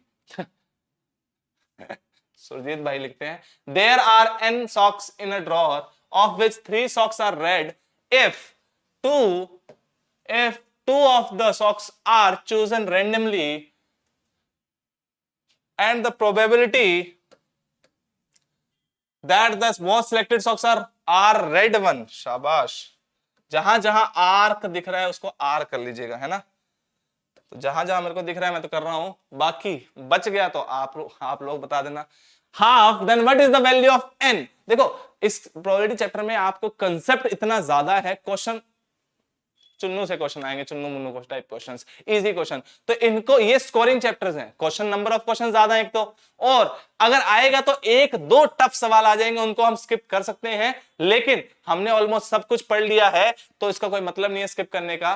तो सिंपल सी बात है, आप सारे क्वेश्चन विदिन 30 सेकंड 30-40 सेकंड्स में आप क्वेश्चन सॉल्व कर सकते हो। कैलकुलेशन तेज होनी चाहिए और वे से जाइए। प्रोबेबिलिटी चैप्टर आपको यही समझाता है कि पीएनसी अच्छी तरीके से आनी चाहिए। अगर पीएनसी अच्छी तरीके से आ रही है तो आपको पता लग रहा है कि प्रोबेबिलिटी का कोई भी क्वेश्चन रुक नहीं रहा, है ना। ठीक है सर, क्वेश्चन ही भूल गए सर आप, है ना। हाँ भूल गया मैं। Of which 3 socks are red, there are n socks हैं। If 2 of the socks are chosen at random, तो टोटल नंबर ऑफ केसेस कितने हो गए सर? NC2 हो गए, बिल्कुल। एंड 3 socks are red दे रखा है। The probability that the both selected socks are red, अच्छा तो रेड में से 3C2 में से 2 socks सिलेक्ट कर ली 3C2 वे से, ठीक है। Then what is the value of n? यहां पे मेक श्योर कि यहां पे जो है चलो 3C2, इसकी प्रोबेबिलिटी कितनी है? 1/2। क्वेश्चन खत्म हो गया ना। n की वैल्यू निकाल दीजिए आप। 3C2 की वैल्यू कितनी होती है sir? 3 into 2 is equal to NC2। तो 6 तरीके कब आते हैं? जब n की वैल्यू 4 होगी, 4C2 6 ही होता है ना। तो n की वैल्यू 4 होगी, या फिर आप n इंटू n माइनस 1/2 से भी सॉल्व कर सकते हैं। n की वैल्यू 4 आ जाएगी, 4 इंटू 3 12/2 इज 6, तो n की वैल्यू 6 ना होके 4 होगी, मार्क मत कर दिएगा 6, ठीक है ना। n की वैल्यू पूछिए, n की वैल्यू कितनी हो जाएगी दोस्तों बताओ। अरे सर क्या बताना है इसमें, 4 हो जाएगी। If 8 throws of a dice, in 8 throws of a dice, 5 or 6 is considered a success. Okay? 5 को और 6 को क्या किया जा रहा है बेटा, सक्सेस कंसिडर किया जा रहा है, ठीक है। तो the mean and standard deviation of total number of successes is respectively, mean क्या होता है, n इंटू पी हो गया बेटा, मीन क्या हो जाएगा n इंटू पी, और स्टैंडर्ड डेविएशन क्या हो जाएगा, root of n p q, where p stands for success और q स्टैंड्स फॉर फेलियर की प्रोबेबिलिटीज, मतलब and n is the, n क्या होता है भैया, n total number of, obviously जो आपके 8 थ्रोज है तो n की वैल्यू 8 हो गई। तो पहले p की वैल्यू निकालते हैं, सक्सेस कितना आ रहा है, 5 और 6 को सक्सेस मान रहे हो तो फेवरेबल 2 है, और टोटल नंबर ऑफ केसेस 6 है, 1/3 is the value of p, और q की वैल्यू कितनी हो जाएगी, ऑब्वियसली सर फिर 2/3 हो जाएगी। p आ गया, q आ गया आपके पास, देन कैन आई से दिस कि np की वैल्यू चाहिए 8 into 8/3 is your mean, 8/3 is your mean. तो दो ऑप्शन तो गायब हो गए सर, ये दोनों ऑप्शन तो गायब हो गए। अब आपको चाहिए npq का अंडर रूट, तो n into p into q का अंडर रूट स्टैंडर्ड डेविएशन, ठीक है सर। 16 का 4 आ जाएगा, 9 का 3 आ जाएगा, 4/3 आ जाएगा ये वैल्यू, और ये 4/3 आपका आंसर हो जाएगा 8/3, 4/3। पहले मीन पूछ रहे हैं 8/3 और फिर 4/3, B option is the correct one. चलिए सर नेक्स्ट क्वेश्चन इज, ये क्वेश्चन आप खुद कर सकते हो, A and B are two events such that A bar and B bar are mutually exclusive. If PA is equals to this, PB is equals to this, then find the value of PA upon B. PA upon B की value निकालनी है। ये क्या है, ये तो conditional probability है sir. Conditional probability के ऊपर भर भर के सवाल पूछते हैं, इतनी प्यारी लग जाती है इनको। क्यों पूछते हैं कंडीशनल प्रोबेबिलिटी के ऊपर, क्योंकि देखो कंडीशनल प्रोबेबिलिटी जो है ना बहुत ही बेसिक ना बहुत ही टफ, एक एवरेज टॉपिक है ना। उसमें बच्चा थोड़ा सा सोचना पड़ता है और कुछ नहीं करना पड़ता, हल्का सा सोचना पड़ता है। तो आपको ऑब्वियसली लेवल ऑफ क्वेश्चन जो होगा वो ऐसे ही रखा जाएगा जिसमें आपको ज्यादा सोचना ना पड़े, बस ये निकालना है आपको। ए इंटरसेक्शन बी, आपको बार की वैल्यूज दे रखी है, पीए बार और पीबी बार दे रखा है बेटा, पीए और पीबी बार, पीए और पीबी दे रखा है, और A bar and B bar are mutually exclusive. Exclusive पता ही आपको, मैंने लास्ट क्लास में पढ़ाया था, और मोदी जी ने कहा है आज, है ना, हाँ सर कहा है, मोदी जी ने क्या कहा है कि पहली बात तो ये, ठीक है सर, कब कहा सर, स्टार्टिंग में कहा तो था, हाँ बिल्कुल ठीक है। तो ये क्वेश्चन खुद करिएगा, नेक्स्ट क्वेश्चन देखिएगा ध्यान से। ये क्वेश्चन हम कर चुके हैं, इसका आंसर क्या आया था, पाई r/2 का whole square upon pi r², 1/4 आ जाएगा, है ना। हाँ, सरकमफ्रेंस से सेंटर के पास होना चाहिए। What is the probability that an interior point in a circle is closer to the center? Centre से पास तभी होगा जब वो एक और सर्कल बना ले हम, जो जिसकी रेडियस कितनी हो जाए r/2 हो। अगर इसके अंदर लाई करेगा, ये आपका फेवरेबल रीजन हो जाएगा, इसके अंदर लाई करेगा तो वो सेंटर के पास होगा एज कंपेयर टू सरकमफ्रेंस। तो इसका एरिया कितना है, πr², और टोटल πr/2², और टोटल पॉसिबल केसेस कितने हैं, पॉसिबल एरिया कितना है πr²। तो ये वैल्यू 1/4 आ जाएगी, कोई दिक्कत नहीं है सर।